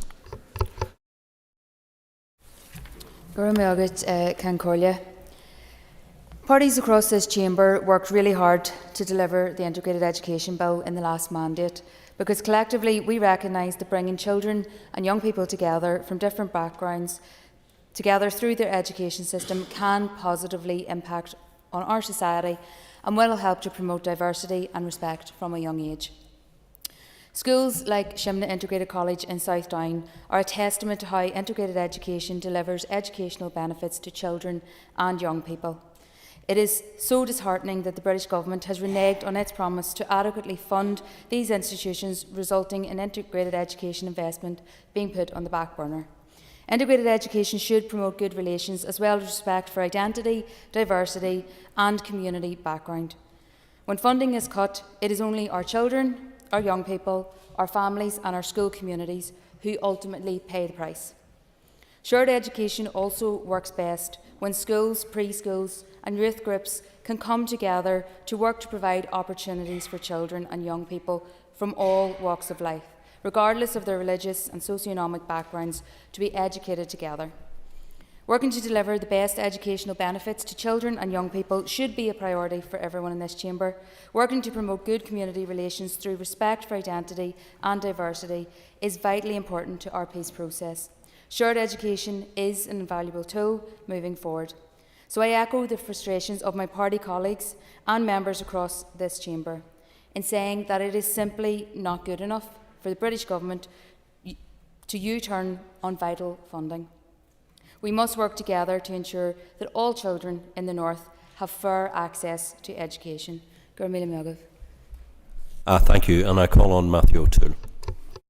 Thank you, Mr Deputy Speaker. And before I begin in earnest, I'm going to declare an interest, which is that I am a parent at one of the affected schools, Forge Integrated Primary School, which has been promised for nearly a decade now funding to build a new school at the old Knockbreda High site, and has now had that funding withdrawn. But like Millennium Primary, another school in my constituency, the question of proceeding with its build is as much a cause and an issue of natural justice as it is of belief in the integrated sector. I am a strong believer in integrated education, and I'm a parent and a proud parent of a child at integrated school. But there is a basic point here before, and we have got into a fairly, as sometimes happens in this chamber, a kind of first principles debate about different sectors, and that's frustrating and unfortunate, because actually what this motion is about,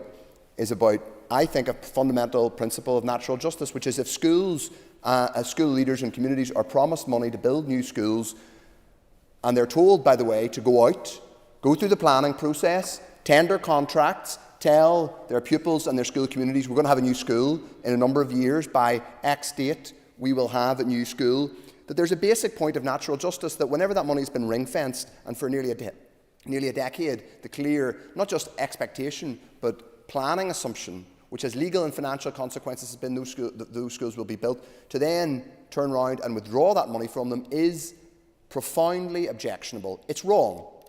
It's wrong. Whatever your views, and I'm clearly a strong supporter of the integrated sector and indeed of shared education, whatever your views on those sectors, actually there's a fundamental fairness principle here. This is wrong. So I welcome the fact that this motion today. Let me also welcome Barry Corrigan of Millennium Primary and Neville Watson of Forge Primary, who are here in watching this today, and I'm sure other integrated education leaders will be watching this. I do want to touch a little bit on the detail of some of the funding, because we've talked, as I said, a lot about the first principles of different sectors.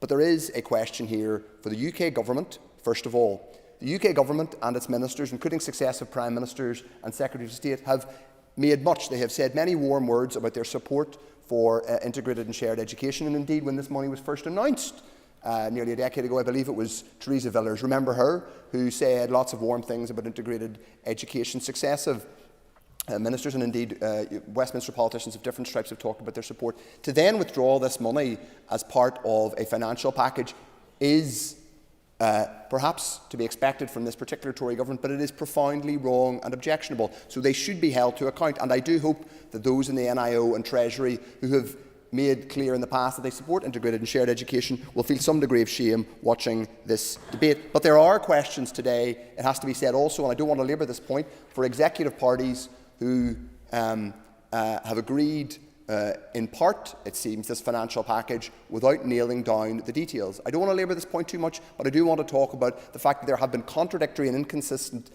claims made about what was and wasn't in the £3.3 billion.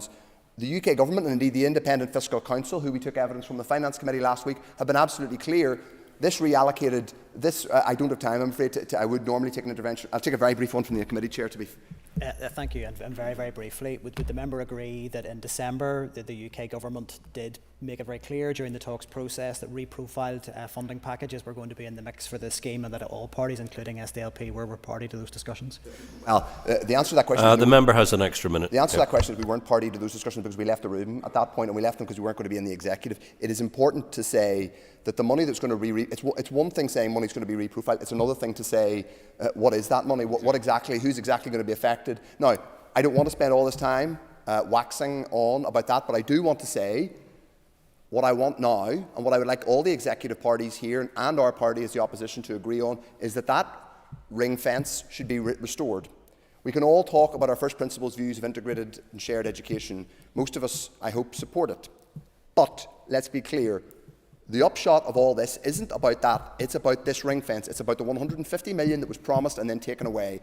So if we are serious about this, there should be an executive position that that 150 million should be restored. Briefly on Mr Butler's point, he is right to point to the potential for those shared education projects too. It is also important to say, and this is notwithstanding the many commendable things in his amendment, the specific projects affected are the 10 integrated schools, but that's not in any way to demean the importance of those shared education projects he mentioned. So my strong view, my strong view is that ring fence for integrated and shared. The commitment I would like to hear, if the Minister is able to, that he will use his good offices to encourage the Finance Minister and others around the executive table to agree that that ring fence should be restored. And I hope we can get agreement on that today. I also hope we can see prioritisation. Let me also say I welcome the fact that the Minister has at least given commitment to several of these projects, that they will be, I believe, priority projects within the capital programme, and I welcome that he's engaged on that. I would, as I say,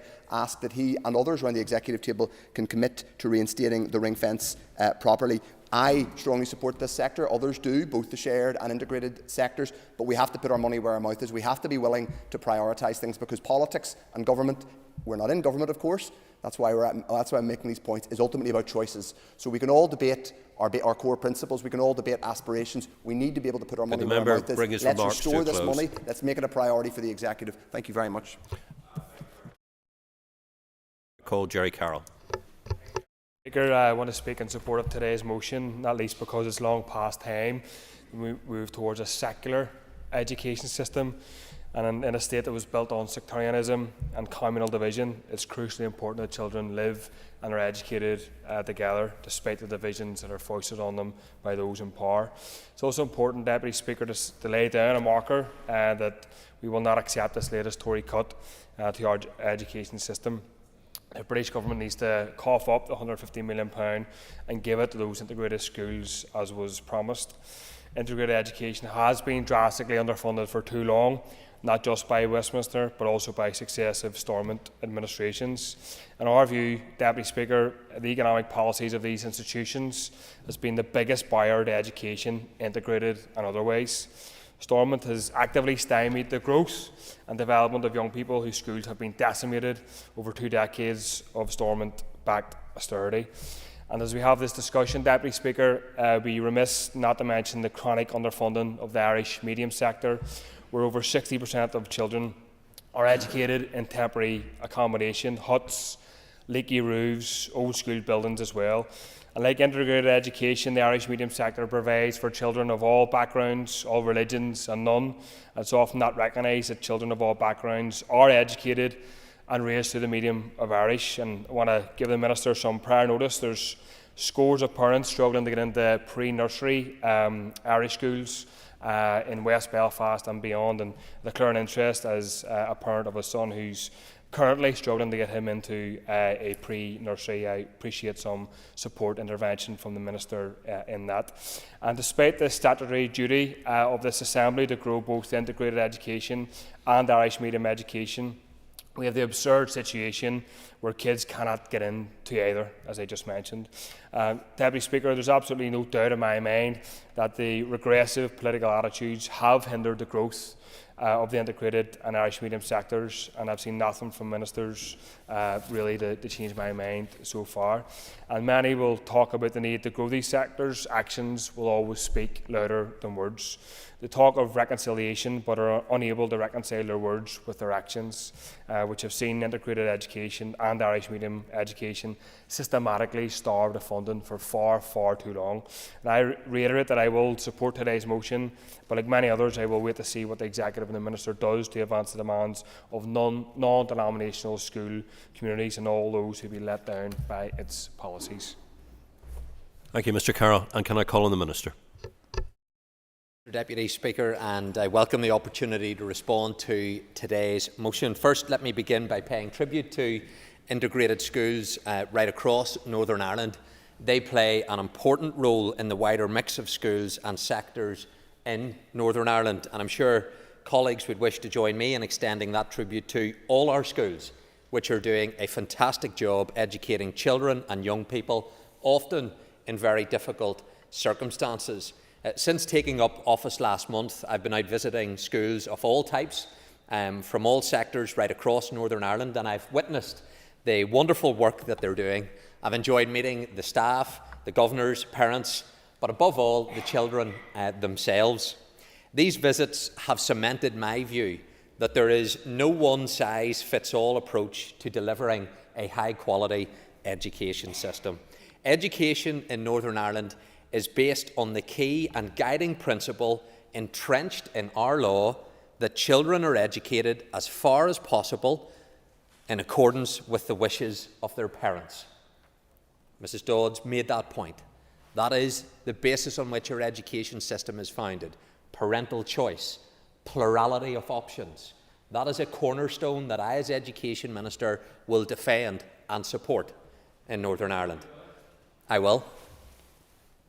I accept the point the Minister is making and the point Mrs. Dodd made.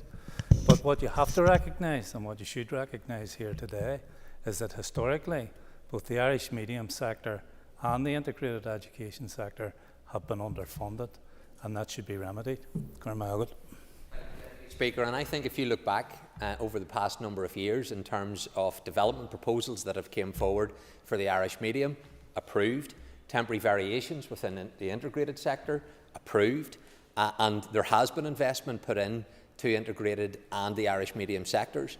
And it's my department's job, it's my job as a minister to support that, and to support that for all our sectors. And I've said that I will do that, and I'll discharge all of the various obligations that are upon me faithfully. Let me make some progress. I believe that diversity and choice are a strength, not a weakness of our education system. Every child, every school, every sector are important and valued in our education system. and they all have key roles in building a reconciled and shared society. Over the past 2 decades, society has been transformed. We've witnessed changes that most of us would have had difficulty imagining possible not so long ago. Continuing this journey to building a shared society is a key priority for the Executive. I believe that integrated education, which provides opportunities for children and young people from different community backgrounds to learn together, has an important role to play in that process. The number of pupils accessing integrated education continues to grow. Over 27,000 pupils in Northern Ireland are now enrolled in 71 integrated schools. That is over 6,000 additional places in the last 10 years. Mr Deputy Speaker, it is worth noting at this point that there are integrated schools that are oversubscribed. There are integrated schools that are undersubscribed. That is reflective in different sectors right across Northern Ireland. For first preferences in primary school level, 98% of those that express a preference for integrated schools at primary level are accommodated. And so I think it's clear that when it comes to responding to the demand, we are responding to demand. I do take my department's statutory duty to encourage, facilitate and support integrated education seriously, and we will make it our aim to meet demand for integrated education, encouraging and supporting a growing network of sustainable integrated schools providing high quality education. I do note that 33 of the 71 integrated schools are controlled integrated schools. They form part of the wider controlled sector, which is the largest sector in Northern Ireland. These schools are open to all, welcoming children and young people of all faiths and none, inclusive, reflective of and embedded in the communities they serve. However, we do live in a rapidly changing world, and there is not a single or simplistic answer to building a transformed and reconciled society. In this area, as in so many others, there are no magic wands. While integrated schools will be an important part of our long-term progress, so too will other schools and sectors. Pitting one school sector against another, or elevating one school sector above all others, is not the answer to society's ills. Rather, we must focus on building a truly high-quality school system where all of our children and young people can flourish, regardless of who they are, where they come from, or which school they attend. Many schools in Northern Ireland from all school sectors are now educating children and young people from diverse religious, ethnic and cultural backgrounds, and I welcome that. Schools have become adept at addressing the areas of community relations and diversity. The statutory curriculum is delivered by every school, including the learning areas of personal development and mutual understanding, local and global citizenship, and learning for life and work. These were developed specifically to enable young people to learn about themselves and others, and to develop tolerance, respect, open-mindedness through understanding similarities and respecting differences between people in the local community and beyond. The curriculum is designed explicitly to help children and young people to develop as responsible citizens who show respect for others, they understand different beliefs and cultures, and develop informed, ethical views of complex issues. I'm also mindful that over the past number of years, shared education has with much success addressed the legacy of separation and division within our society. It provides a model for collaborative working which takes account of difference, and it celebrates the wide range of identities and diversity that exists in Northern Ireland. There is a huge body of internationally recognised research that highlights the impact of sustained regular contact through shared education as a mechanism for both promoting reconciliation and also driving school improvement. Shared education has a wide range of educational benefits, benefiting opportunities for learners to access a wide range of subjects, to increase specialist teaching and facilitate the sharing of ideas and good practice between schools. 2 weeks ago, Mr Deputy Speaker, I was at the opening of the Limavady Shared Education Campus, the very first campus of this type to open in Northern Ireland. 2 schools, one controlled and one Catholic maintained, both strong in their own ethos and identity, coming together in one campus as one community, creating an enriching educational experience. And before I conclude, I want to reflect on the removal of the Fresh Start funding by the UK Government. This funding was long promised to develop and support both shared and integrated education through providing much-needed facilities. 9 integrated schools and 8 schools involved in shared education campuses at Struel and Brookborough have been impacted by the removal of this funding.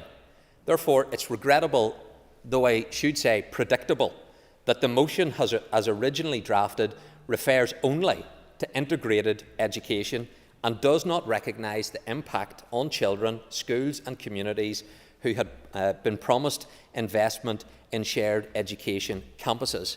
Mr Deputy Speaker, this motion is exclusive. It is not inclusive. It excludes 8 schools, which were part of the Fresh Start funding. And I think this is a challenge, particularly for the Alliance Party, in how they approach education. I, as the Minister for Education, have made clear I will support all sectors. The Alliance Party have brought forward a motion which is exclusive to only one sector and does not recognise that the Fresh Start money included 8 other schools as part of this funding model. So the challenge to the Alliance Party is, why was this motion brought forward which was exclusive, which does not treat others with equitability? It is not fair to others. That's a question for them to answer. There is an amendment which my party will be supporting which addresses that, which provides an inclusive option which is fair and equitable. I hope it'll be supported. It corrects what I hope was an error mistakenly on the part of the Alliance Party, but if it wasn't, then it speaks volumes for the Alliance position when it comes to how they're going to deal with education. Yes, Mr Carroll, I promised I would give way. Mr. Givenway, Minister, you said you supported all sectors and you support parental choice. Will you commit to meeting with principals and parents who are trying to get children into NINRA and these schools, Irish language nurseries and pre-nurseries, who are struggling to get them in, and with a small sum from his department could actually get them into local desired schools? Will he commit to meeting with those individuals? Mr Deputy Speaker, of course I'm always happy to meet with MLAs and I have been agreeing to do that because I've said that I will support all sectors.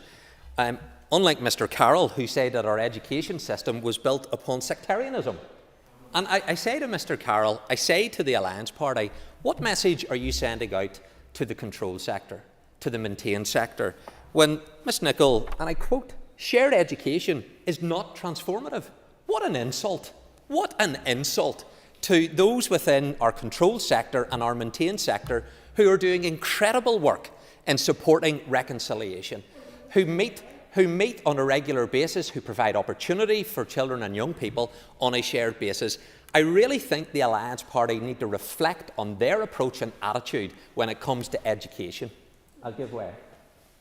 I thank the Minister for giving way. In Fermanagh, whenever I was at school, I was actually involved in shared education type models, which totally enriched my educational experience, and we do have Brookborough and the Struel campus as well. Again, in rural areas, which will enrich good relationships and bonding within those areas, and it is regretful that Alliance have failed to recognise that in this chamber today. And I thank the Minister for his comments, because shared education is enriching in the areas that I represent.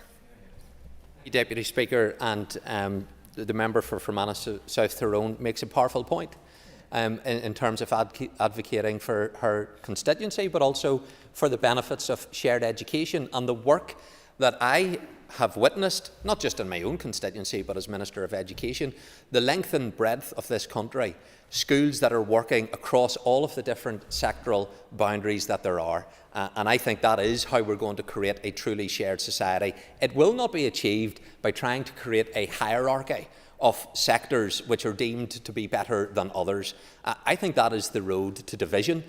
That's not what I want. I don't believe it's what other members outside of the Alliance Party that have spoken want either. So let us move forward on the basis on which I have outlined, representing all sectors in Northern Ireland. And as the motion has notes, I have written to the Secretary of State for Northern Ireland, and I did so in the strongest terms to highlight the importance of the Fresh Start programme, asking him to honour funding for these projects. Unfortunately, he has now responded to advise that there will be no funding beyond the current financial package, and that's deeply disappointing news, I know, for everybody concerned. But what action I have taken is to place the 9 integrated projects and the Brookbrook campus into my department's major capital works programme, and they will continue to progress in planning and design. And I have also submitted high priority bids for every project to the Department of Finance as part of the budget process. So I would ask every party at the Executive to support these bids. Remember the commitments given in this Assembly when it comes to budget decisions. Support me to support these schools. Allocate sufficient capital budget to the education sector to allow these projects to proceed. The large and unprecedented growth in the numbers of children with complex special educational needs has placed an unsustainable pressure on my department's capital budget and overtaken all previous planning assumptions, yet not a single additional pound of capital funding has been provided to my department for additional special needs placements. Now Fresh Start funding has been removed. That's not a sustainable situation. So I stand willing and I'm committed to the delivery of these projects. But I ask members and parties not to call for funding of these schools in this Assembly and then fail to support me at the Executive table. That's where the key decisions will be taken. Across my department's capital programmes in every constituency, in every school sector, there are a wide range of much-needed investment projects which urgently need to be delivered.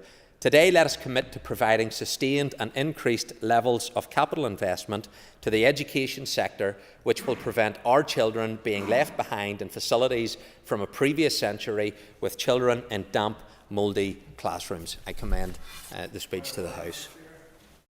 Point of order, Mr. Carroll. Thank you, Deputy Speaker. Deputy Speaker, Minister incorrectly stated that I said our education system was built on sectarianism.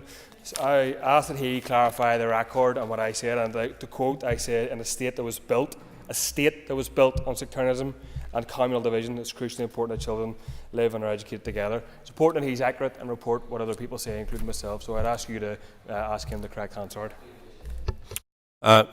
Thank you. Your point of order has been made, Mr. Carroll, and has been duly noted. On that, just 2 other points I would like to raise with members, and thank you for the debate if we had 2 so far. One, intervention should be short and to the point. And the second one is, can we make sure our mobile phones are switched on to silent, please, Mr. Sheehan? Okay. Now, I call on Tom Eilert to whine for the amendment. And Tom, you've got 5 minutes. Thank you, Mr. Deputy Speaker. And just to assure you, my phone is switched off, and I don't have to give an intervention. But anyway, thank you, and thanks to those who brought forward both the motion and to my colleague Robbie Butler, who brought forward the amendment, which in my view is a correction broadly of accuracy in this debate, and I do appreciate that. Obviously, we've heard a lot here about choice. We've heard a lot about exclusivity and inclusivity and what's inclusive. And that is the difficulty that I have, is that it appears from some in this chamber that they want to force people almost to go to a single sector. And that is not what we're about in Northern Ireland. We want that choice, and the Minister has said that he is willing to provide that choice, and that is there. What we don't want to do is elevate one sector above all others, and that's important. I can recall when I was at school, and you'll appreciate, Mr. Deputy Speaker, that's a while ago, there was one school in our area, a Lack Primary School, that's now earmarked for closure, was a proper integrated school. It was within the control sector, but there were pupils attended that school from right across the community divide, from right across the religious divide. And that, in my view, at that particular time, was a good example of an integrated school within the controlled sector. But the controlled sector always facilitated people from right across the community. And it's unfortunate that the controlled sector wasn't, I suppose, broadly the main sector that could accommodate, because to me that could facilitate people from all communities. We did hear Mr Butler in a apologies first to Mr Matheson. I wasn't here for the opening debate, so my apologies for that. Or his, but Mr Butler did bring forward the amendment, which to me again provided some accuracy to the situation and referenced the recent legislation and act that came forward in 2022. He did highlight the Brookborough Shared Education Project and the Stroul Campus Project, which are two very important ones, obviously in the rural areas, and Brookborough in particular. The constituency colleague, Mrs Erskine, actually did reference that as well, because it is vital important. It's been worked on for years. This has been a project that has the opportunity to make a real difference in that particular area for shared education and experiences of different traditions. And you know, we had another one in the constituency that seemed to fall through the web some time ago, and that was in Moy, where we had the two schools working very, very closely together, just a hedge or a fence between them, and they were able to work that relationship very well. A number of members highlighted the loss of the Fresh Start funding, including Mr Sheehan and Deirdre Hargey and a number of others as well. Diane Dodds actually quoted some of the legislation, which was helpful as well, to highlight exactly what the legislation does say, and that the one sector of integrated education shouldn't be put on a pedestal above others. Cheryl Brownlee did highlight that, again, just what I've said, many schools are actually integrated, but may not have the title of integrated above their door or in their title. Ciara Hunter talked about the importance, in fairness, the importance of supporting schools from all sectors and right across the board in that sense. I did note Mr O'Toole, even as Leader of the Opposition, tried to bring the debate back to what it was actually about, which was about the loss of the funding from that Fresh Start. So I thought maybe Mr O'Toole would have used the opportunity as Leader of the Opposition to actually talk about the difficulties that there was in the executive, and maybe just what the minister has said about not supporting executive ministers to get that funding for those capital projects. But he did shy away somewhat from that and tried to bring the motion back to the re-establishment of the finance from the UK Government. Mr Carroll was interesting in that my understanding was he was actually indicating right from the start that we should have the integrated sector should be the one and only and main sector, but then he went on to talk about support for the Irish medium sector as well. So I'm not exactly sure whether he just supports the one integrated sector or whether he supports Irish medium as well, but not any other. So I'll bring the matters to a conclusion. Thank you, Mr Elliott. Thank you very much indeed. And I call on Owen Tennyson to wind on the, and you have 10 minutes. Thank you. Thank you, Deputy Speaker.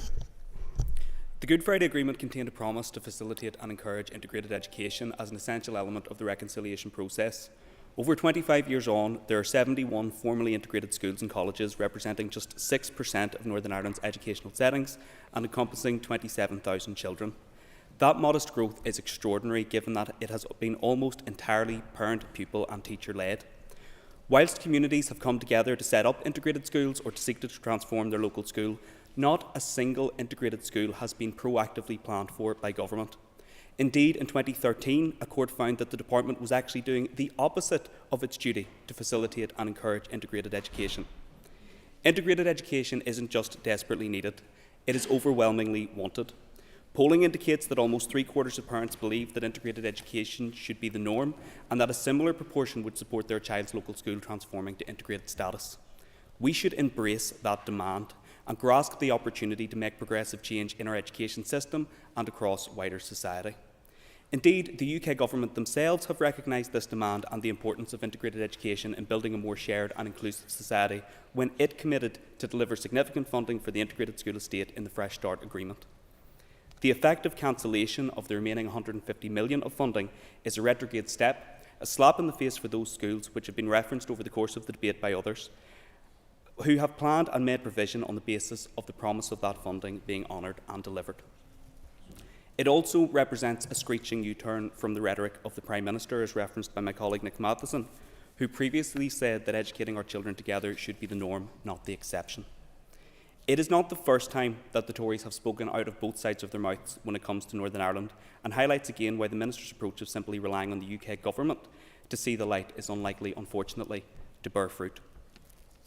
In recent years, the Integrated Education Act, endorsed by this House, has placed additional duties on the Department of Education to aim to meet the demand for integrated education, as referenced by Diane Dodds. But it seems that in the intervening period, little has changed in terms of the attitude from the Minister or from DUP colleagues who sit behind him, all of whom referenced this as being an attempt to place one sector above all others. That could not be further from the truth. It is about righting an historic wrong and recognising the fact that the integrated sector has been mistreated by the department in years gone by and hasn't been proactively planned for and supported. I want to turn to a number of the comments that have been made over the course of debate, and I'll speak first of all to the amendment as proposed by Mr Butler. Mr Butler attempts to include shared education within the remit of this motion, and there is a reason why it wasn't included in the original proposal. And that is that whilst Fresh Start was originally intended for both shared and integrated education, in terms of the projects that are now outstanding, that have business case, that have planning approval and that are in a state of readiness, overwhelmingly those are integrated projects. Yes. I thank the member for giving way, and I'm going to be as fair as I can. Mr Shane has spoken and Mr Elliott has spoken, and they both were probably here around 2014-15 and would understand what promises were held to all schools. In Fresh Start, is the Alliance Party seriously going to suggest we start to rewrite previously agreed commitments from the UK Government and this House? I may not have been here in 2014-15, but I can read, so I know what the Fresh Start Agreement says, and I have outlined it made commitments to shared and integrated education. However, those projects that were taken out of the major capital works of the department, which were going to be reliant on the remaining Fresh Start funding, are by and large integrated projects, and I think that is an important distinction. In terms of those projects that are ready to progress, they are integrated. The Minister referenced 17 school projects. Now, the funding available is 150 million. And it is simply not the case that that is sufficient to fund all 17, and I think it's important that we are all honest about that. In terms of concerns around inflation raised by Cara Hunter, I agree, and this is something that we have articulated with government, that commitment was made almost 10 years ago, and that is something that should be reflected in terms of any representations that are made. In terms of comments that were made by Cheryl Brownlee and by Diane Dodds in relation to the fact that there are schools other than integrated schools which are in effect integrated, I think that is a misnomer. Yes, there is mixing across other sectors, but there is a very clear legal definition endorsed by this House of what an integrated school is, and I think, as we all have agreed, we need to be accurate about that. And when we talk about integrated schools, we are talking about a very particular ethos.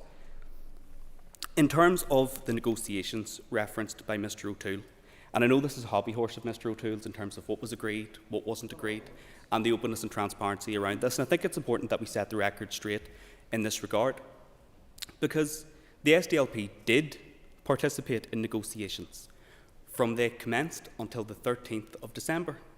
And I have a paper presented to all of the parties on day 1, the 11th of December, which makes reference to the UK Government's intention to reprofile existing funding streams.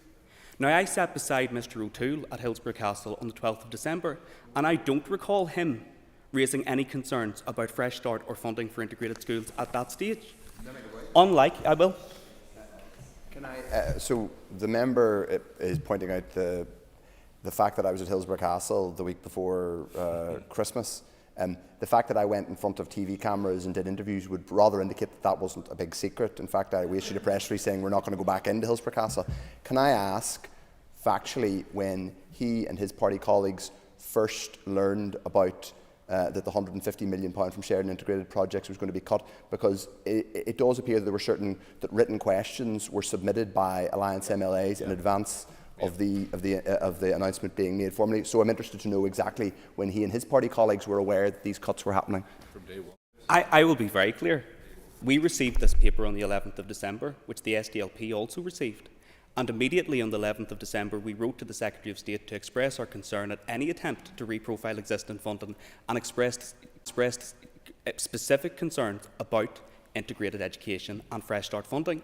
So I would be embarrassed, frankly, to be a member of the opposition coming to this House decrying the situation when actually backbench members of executive parties have done more due diligence and scrutiny on this issue. And I think it's important that the member accepts that, because I think some of his public commentary has accused us otherwise. I will, yes.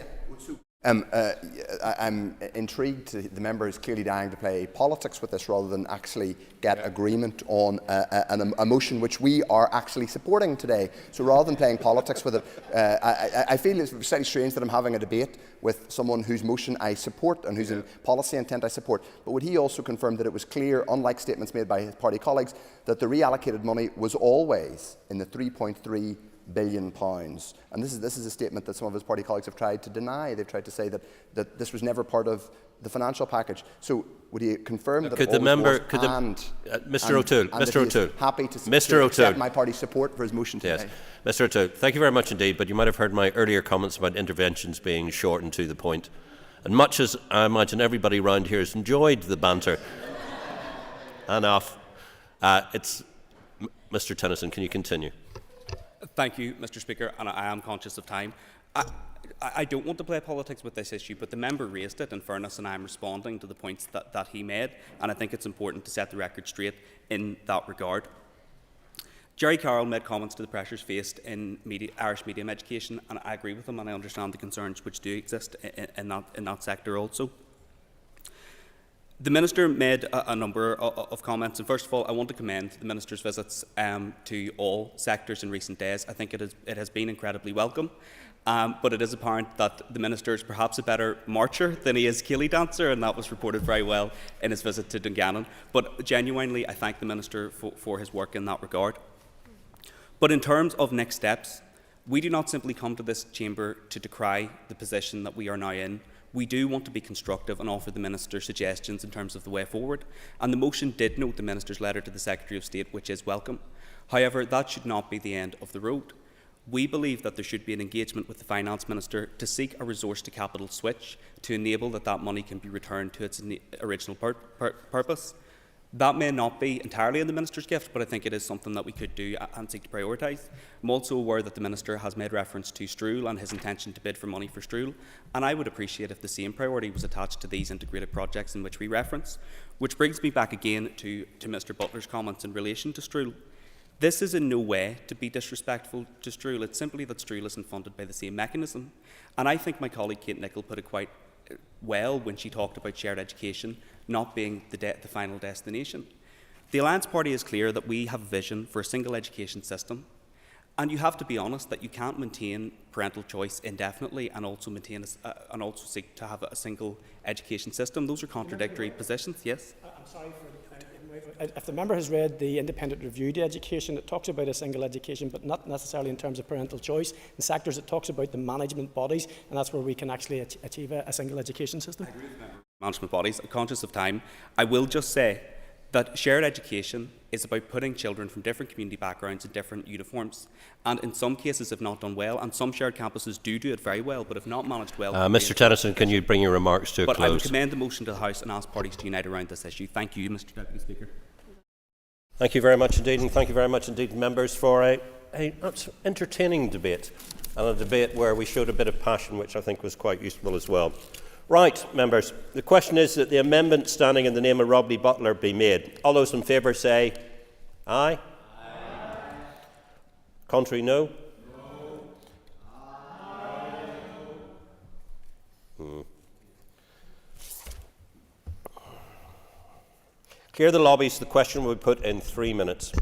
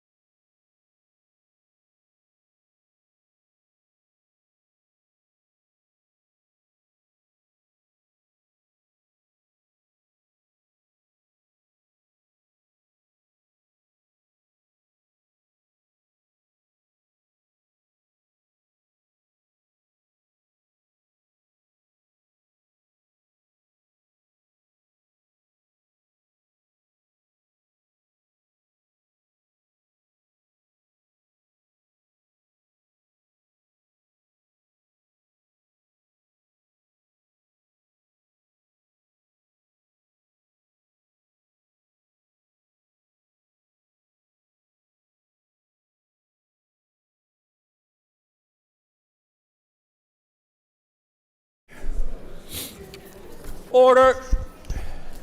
I can get members to resume their seats. Thank you. Okay. The question is that the amendment standing in the name of Robbie Butler be agreed. All those in favour say aye. Aye. Contrary of any say no. No. Okay. Oh.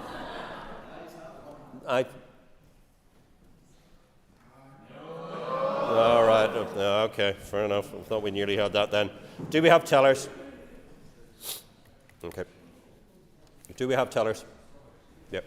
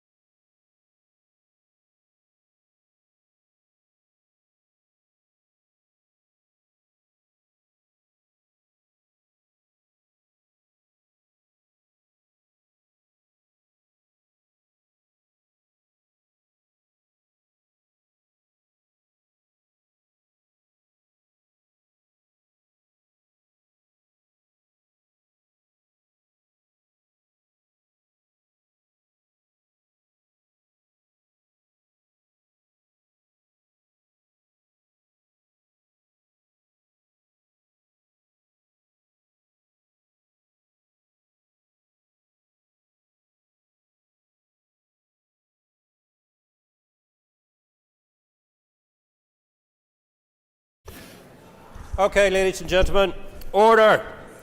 Tellers have been appointed as follows. Tellers for the ayes are Robbie Butler and Paul Frew. Tellers for the noes are Owen Tennyson and Stuart Dixon. Clear the lobbies. The Assembly will divide. Ayes to my right, noes to my left.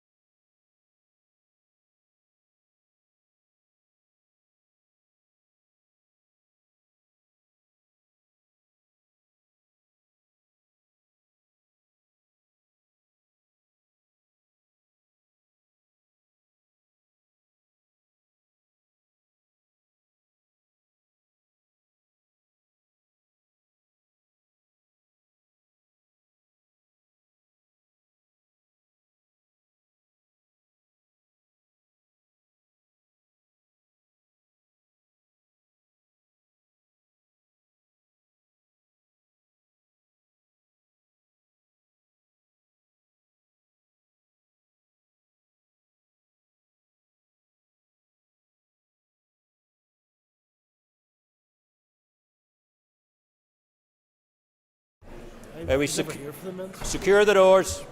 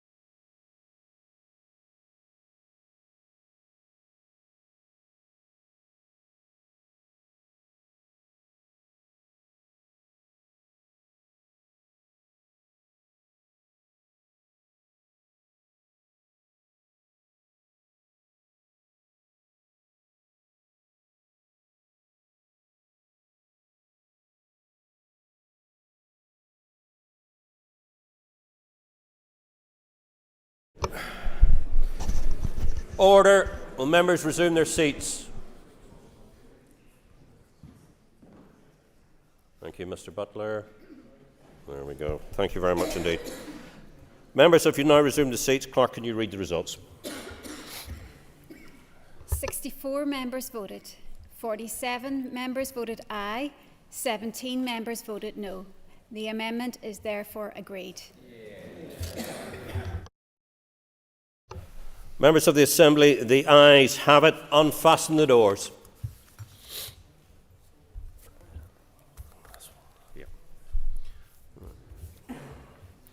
The next item of the business is the question is that the motion as amended be agreed. All those in favour say aye. Aye. Contrary? The ayes have it. The ayes have it.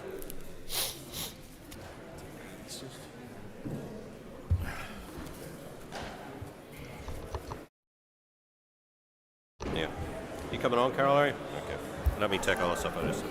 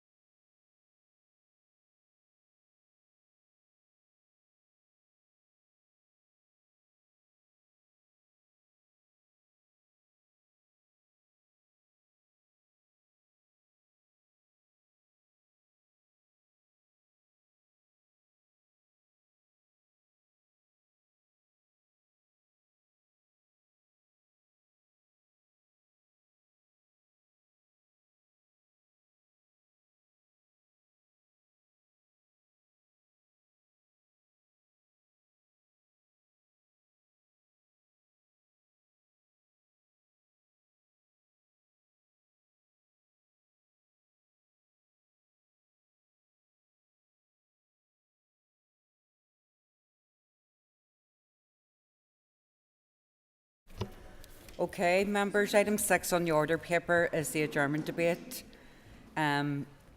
So the Business Committee has given Michelle McElveen leave to raise the matter of road safety improvements on the A20 Portaferry Road in Newtownards.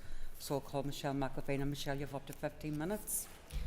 Thank you, Madam Deputy Speaker. And I would like firstly to thank the Minister for Infrastructure for being present to respond to this very important adjournment debate on road safety along the A20 Portaferry Road in my Strangford constituency. I was under the impression that the Minister may not have been in attendance, but for those of us who bring these motions, particularly constituency-specific adjournment debates, it's incredibly important for ministers to hear for themselves the issues and concerns on these subjects from local constituency representatives.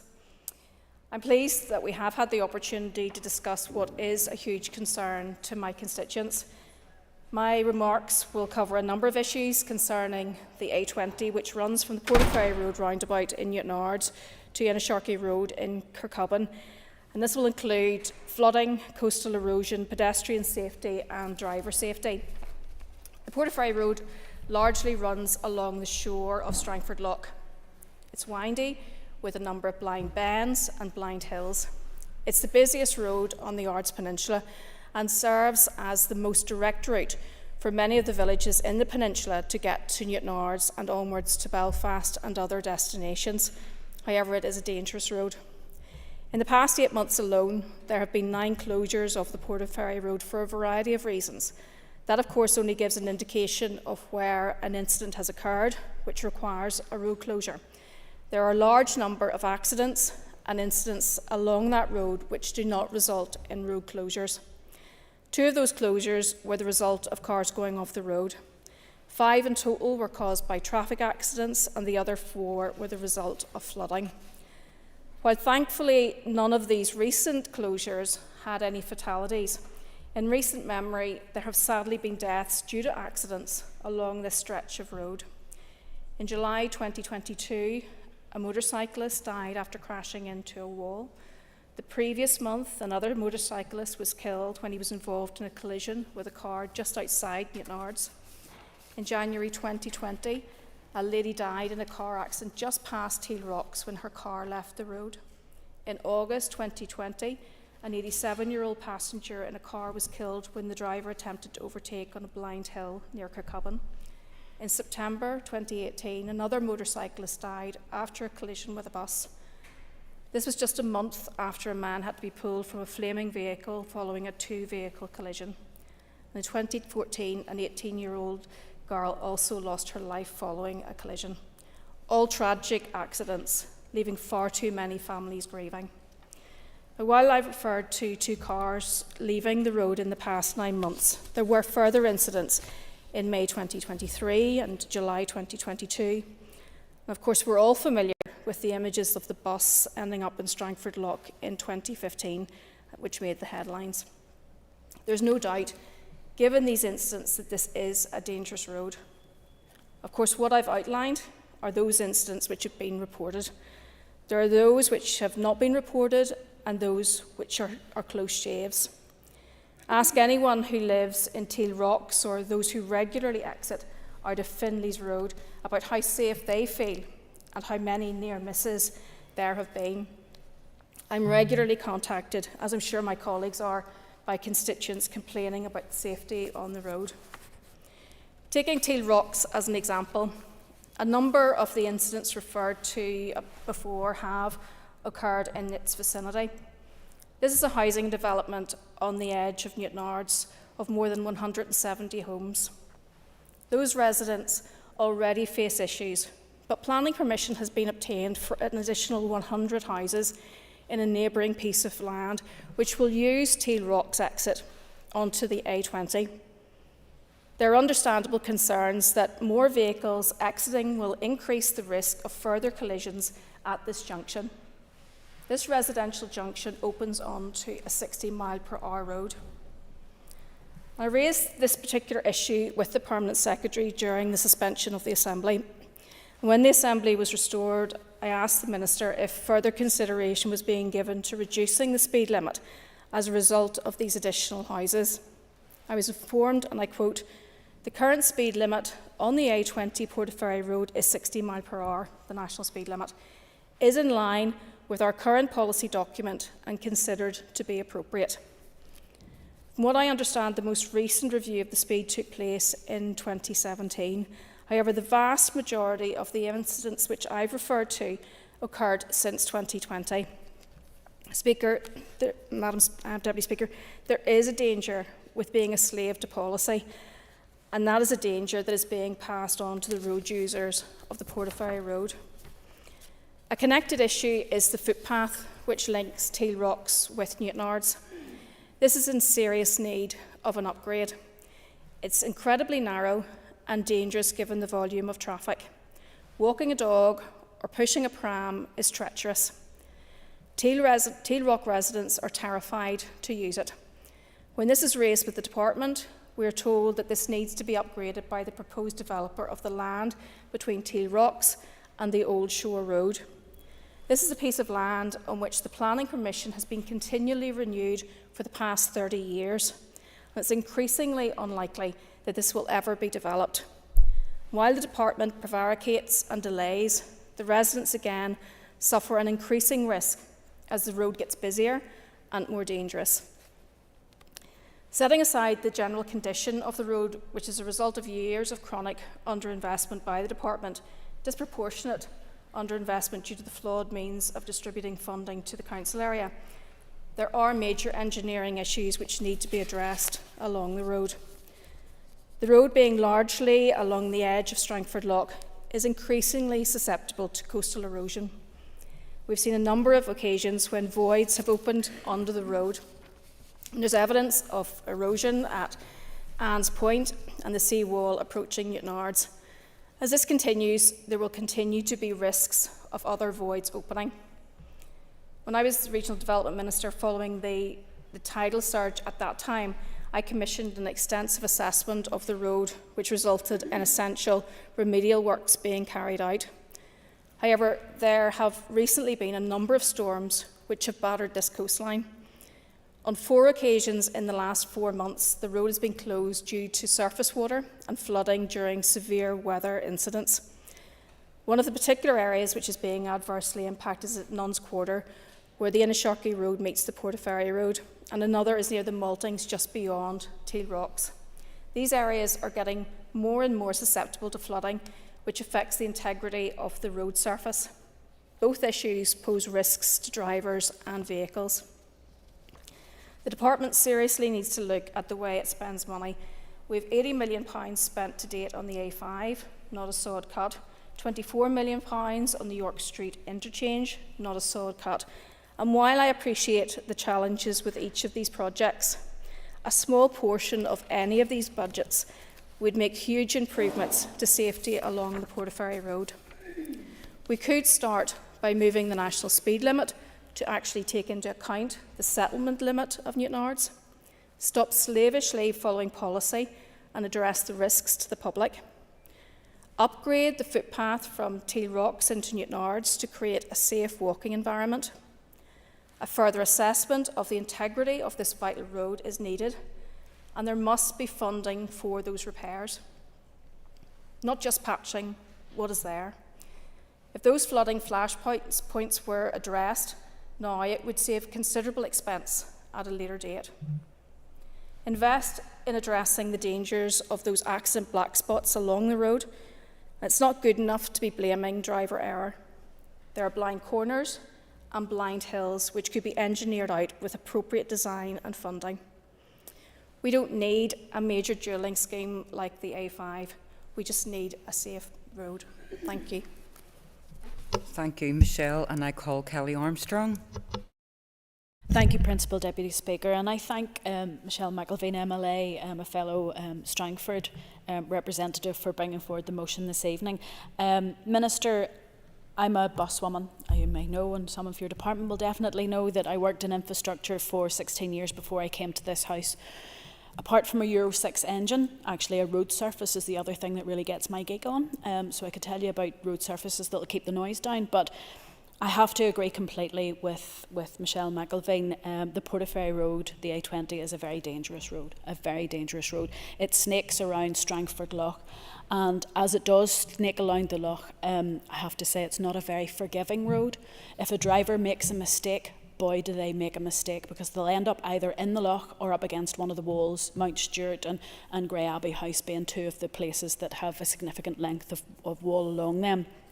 Now, what I will say is a road doesn't kill anyone.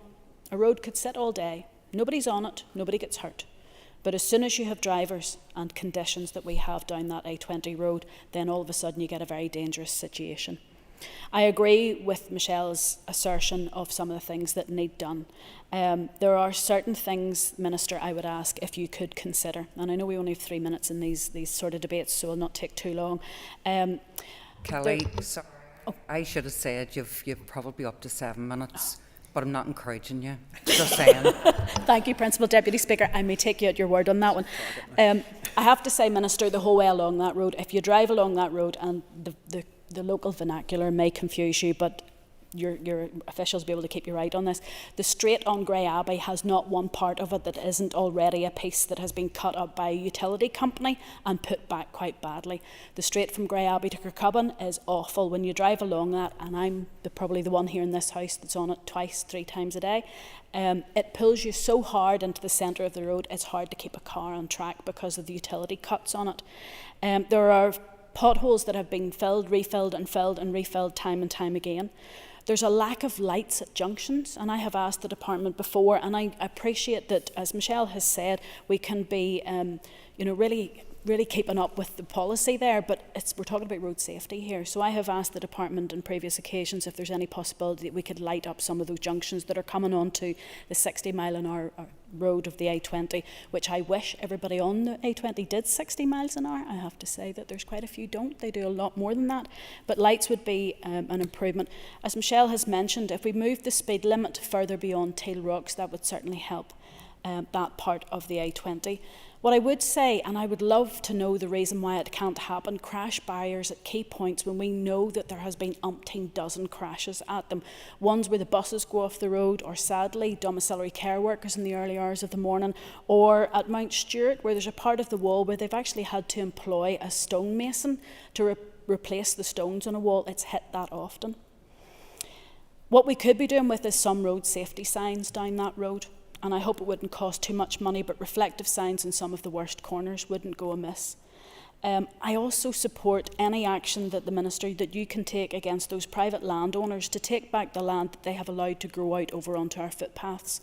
The legal size of a footpath doesn't exist along part of the A20, and particularly when Michelle McElveen has talked about Teal Rocks. There's parts of that footpath coming up to it from Newtownards and just beyond it, heading out towards Portaferry, where the footpath's down to no more than a 12-inch rule. It's tiny, it's not fit for purpose.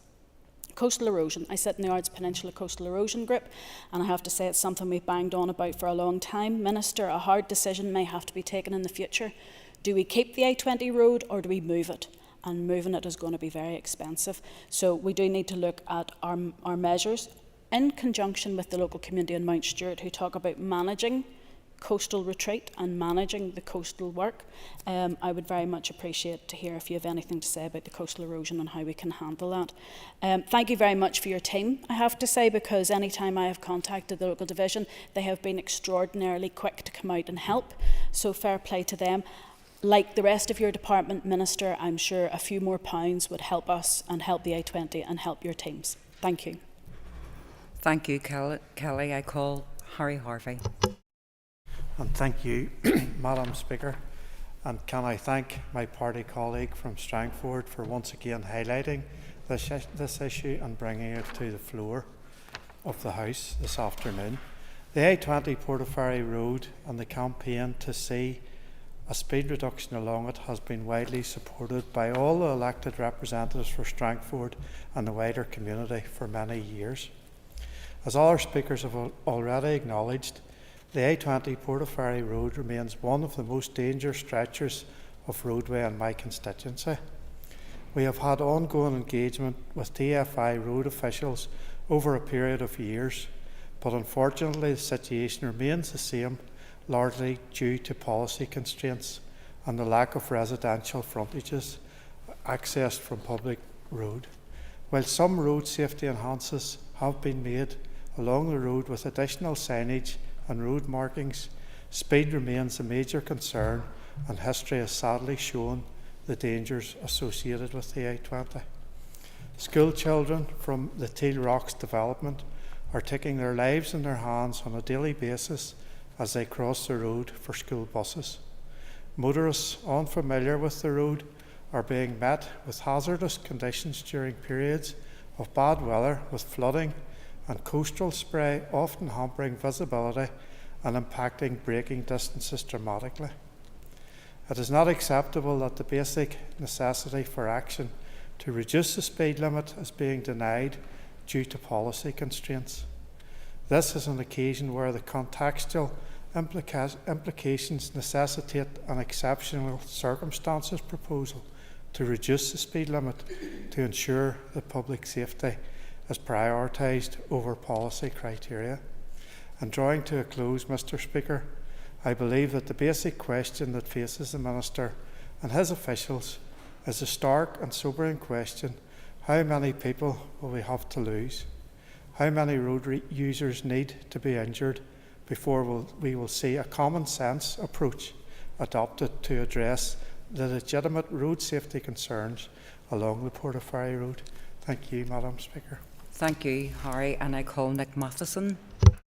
Thank you, Principal Deputy Speaker. And I would also like to add my thanks to Michelle McElveen for bringing this adjournment debate today. And it's an issue that I think anybody who's ever represented either Newtownards, the Peninsula, or the wider Strangford constituency will have had raised with them. And I would also like to thank the Minister for attending today to respond to the debate. And as I've mentioned already, I think anyone who has represented Newtownards in particular will be very mindful of those issues as you're leaving Newtownards and heading down the Portaferry Road.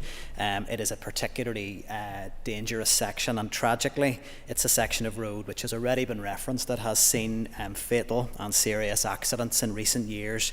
And Michelle went through those in some detail, so I won't go through each one, but I would want to reference specifically the incident in 2022 when the motorcyclist tragically died near the entrance of Teal Rocks. And that incident really reignited at that time the calls to look at the road safety interventions needed on that stretch of road. And I would have to say, unfortunately for me, my experience with my engagement with the department was there was a degree of refusal to engage with a request for a meeting on site at that time. And I think there were references made to a live investigation being ongoing, but I would have felt at the time that actually to meet with elected representatives on site and look at the topography, look at what the issues were, would have been very helpful at that time. But regrettably, despite that tragic loss of life and many other incidents which have been mentioned, the residents of Teal Rocks, I think, have been really central in this. They have been so vocal with all elected reps on the issue. There has been really a lack of direct action from the department up to now, and I hope maybe we will see some progress on the back of this debate. So I would want to just draw out what I see as the two most critical asks, and they have been covered already. And the first is the speed limit. I think that it needs to be reviewed, and it needs to be reviewed urgently. As you leave Newtownards, as soon as you pass Londonderry Park, the road changes to a national speed limit. And this, to my mind, sends a clear message to drivers, particularly to the many tourists who use this road, who don't know it. They're not familiar that it is a really difficult road to navigate, that it is now appropriate to raise your speed. And I think that just sends the wrong message when in fact they're approaching a windy rural road completely exposed to the coast on the other side.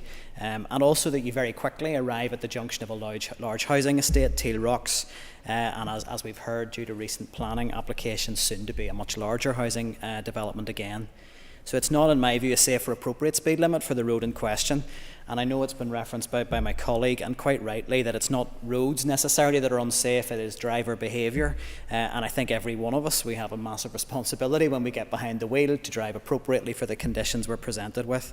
But I also think that the department has a responsibility to set speed limits at a level that reasonably alert drivers to what an appropriate speed is for the road in question. At the minute, those two things feel very out of sync, and I think it really does need attention. And for me, the second critical intervention, and this has been covered as well, is in relation to that footway that runs from Teal Rocks towards Newtownards. The department has confirmed to me in writing that the footways do not not even come close to meeting current standards. There's been no attempt to suggest that they do.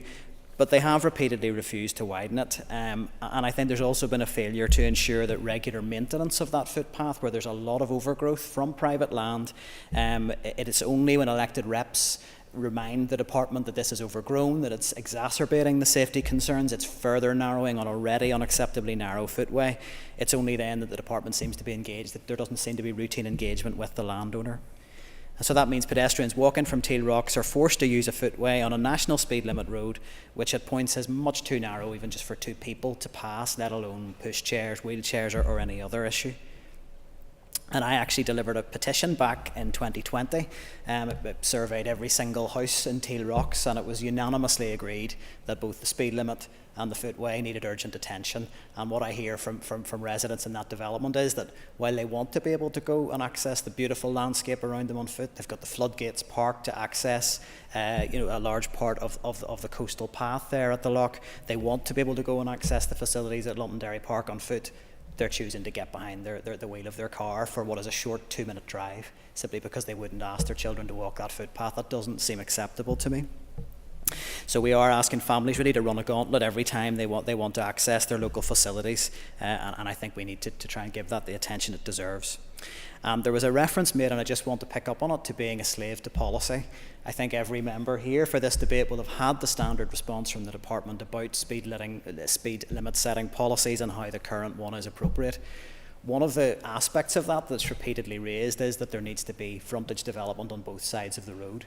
Well, one side of the road is the sea, so there's never going to be frontage development in Strangford Lough. It's not going to happen. I think we really will have entered into a parallel dimension if we started developing that section of coast.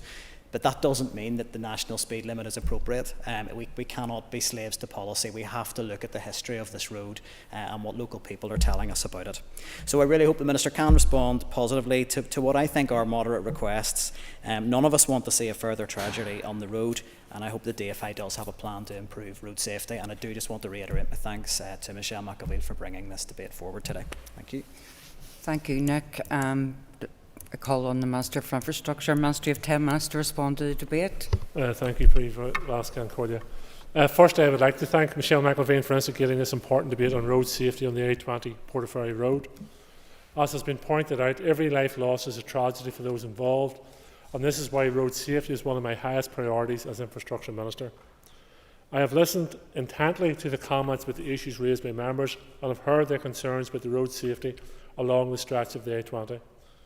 Road safety is an issue that impacts on all of us in our everyday lives, and we all have personal responsibility to travel in a way that keeps ourselves safe. We also appreciate our shared responsibility to other road users. My department's role in contributing to that responsibility is very important to me. As members will know, unfortunately, road safety statistics across the north has been following a very worrying trend. Last year, 71 people died on our roads. This is the highest figure in the past 8 years and significantly higher than 2022, when 55 lost their lives, and in 2021, when 50 people lost their lives. As of March 7th this year, a further 10 people have lost their lives on our roads. Each of these deaths is a tragedy for the families and communities impacted. It can never be acceptable that people are seriously injured or killed on our roads. This principle underpins my approach to road safety and is a daily focus for my officials as they seek to discern the right response.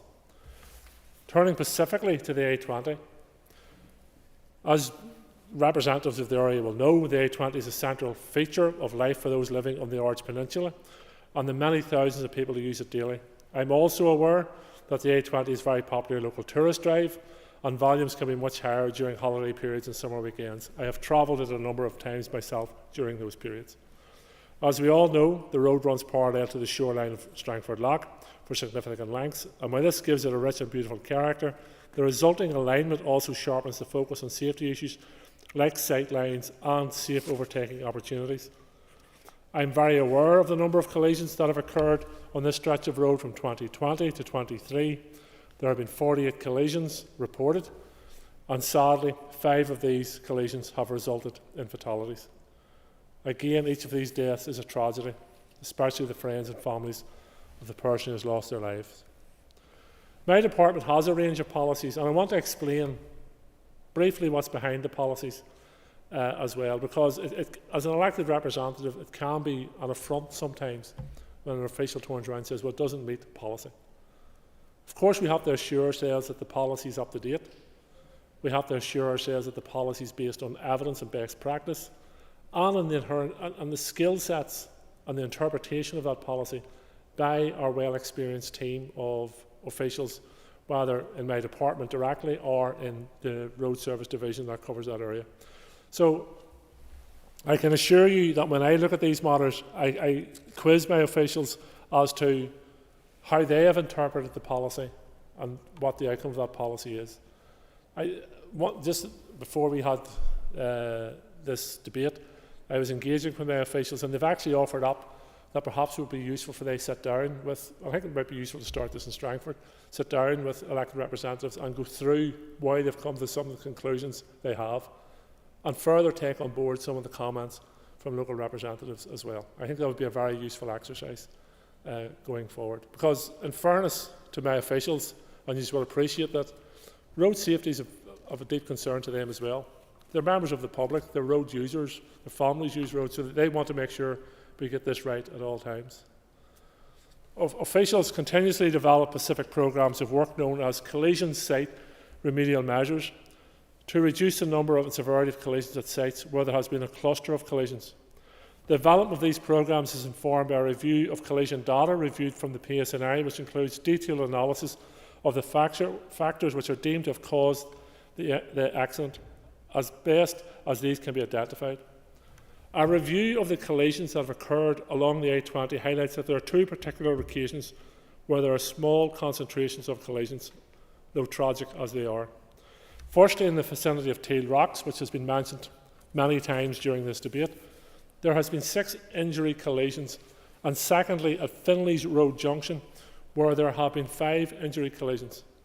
The data, and at times, I suppose it doesn't seem appropriate to be talking about data when we're talking about people's lives, but the research indicates that there are different reasons for each and every collision at these 2 locations, which makes identifying one or even a group of interventions that would actually have made a difference to these collisions a lot more challenging. Away from these 2 locations, the collisions that have occurred on the A20 have generally been spread out along the 18-mile stretch, and again, there is no common cause and a wide range of factors recorded. As some members have already commented, any investment we do make needs to be effective in improving road safety along this stretch of road. The varied picture of causes and location makes this extremely challenging. That said, my officials don't simply stop at that, but in fact they have introduced a number of road safety measures over the past number of years along the entire A20 from Newtownards to Portaferry, and continue to examine what more can be done to make a positive difference. For example, the department has enhanced signing and road markings at the Finley's Road Junction to make the presence of the junction more apparent to motorists who may not be familiar with the area. In an effort to further improve driver awareness, warning signage, verge marking posts and white lines have been upgraded along the route.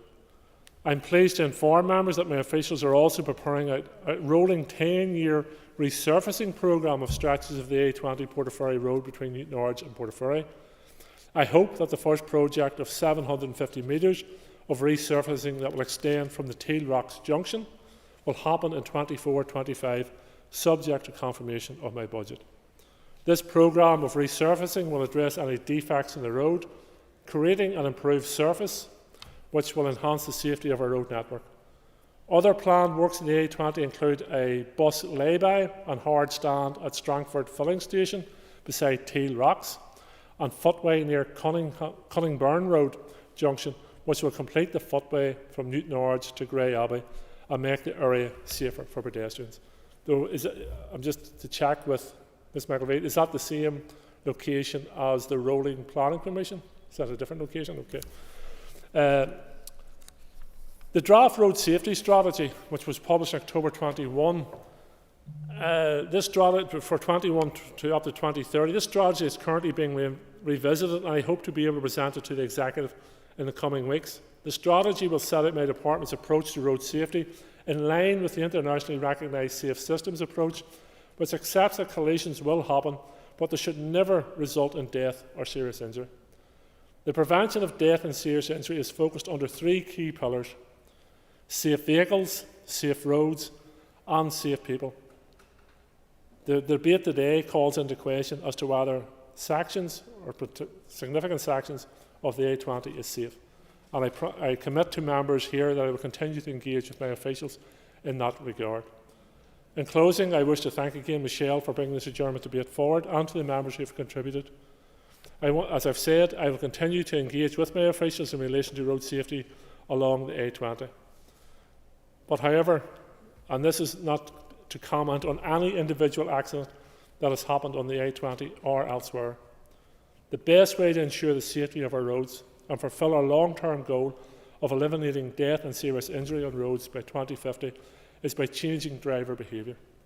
As no matter how much my department spends on improving roads, if all of us who are drivers do not change our attitudes towards speeding and careless driving, our death toll, which has increased in the past year, will continue to increase. In relation to a number of specific matters in relation to flooding along the road, I will engage. I don't have the full details in front of me, Michelle, in that regard. The surface of the road in various areas has been reported as being slippy. Again, my officials are looking at that and examining ways of how we can improve that. May resolve in resurfacing of it. Lighting at junctions, etc. I will ask my officials again to look at that matter. The coastal erosion. My department is responsible for the road and to a point just beyond the road.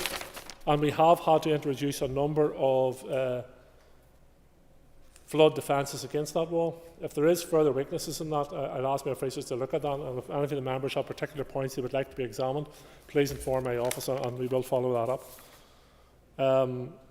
The regular maintenance of the footway, I think there's one way we can ensure. I will ask my officials to follow that up to ensure that there is engagement with the various landowners along that route to ensure that they are aware of their statutory obligations in that regard. The speed limit is, again, it's one of those policy decisions we've talked about, which is now currently based on best practice. I will ask officials to review that area, but it goes back to the issue around roads, personal responsibility and driver responsibility. If a driver is going to ignore a 60-mile-an-hour sign, will they ignore a 40-mile-an-hour sign? So that's the balance to be got. But I can assure members, it is the entirety of the safety along this road is something that's under active consideration. Thank you. Thank you, Minister. So item 7 on the order paper is the adjournment. So the Assembly is therefore adjourned. Thank you.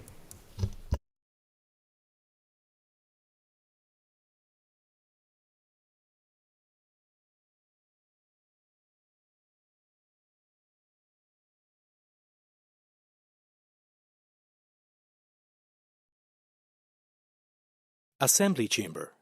Sound.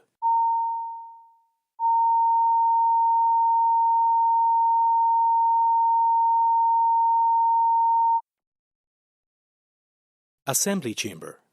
Sound.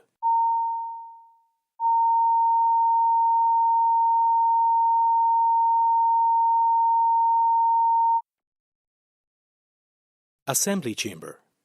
Sound.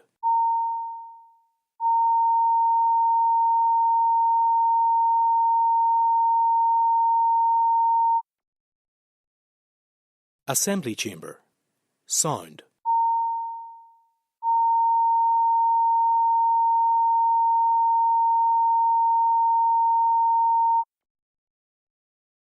Assembly Chamber. Sound.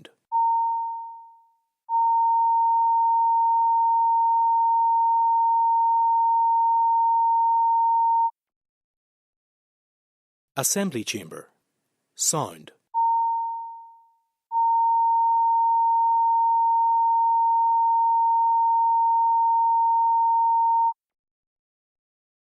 Assembly Chamber. Sound.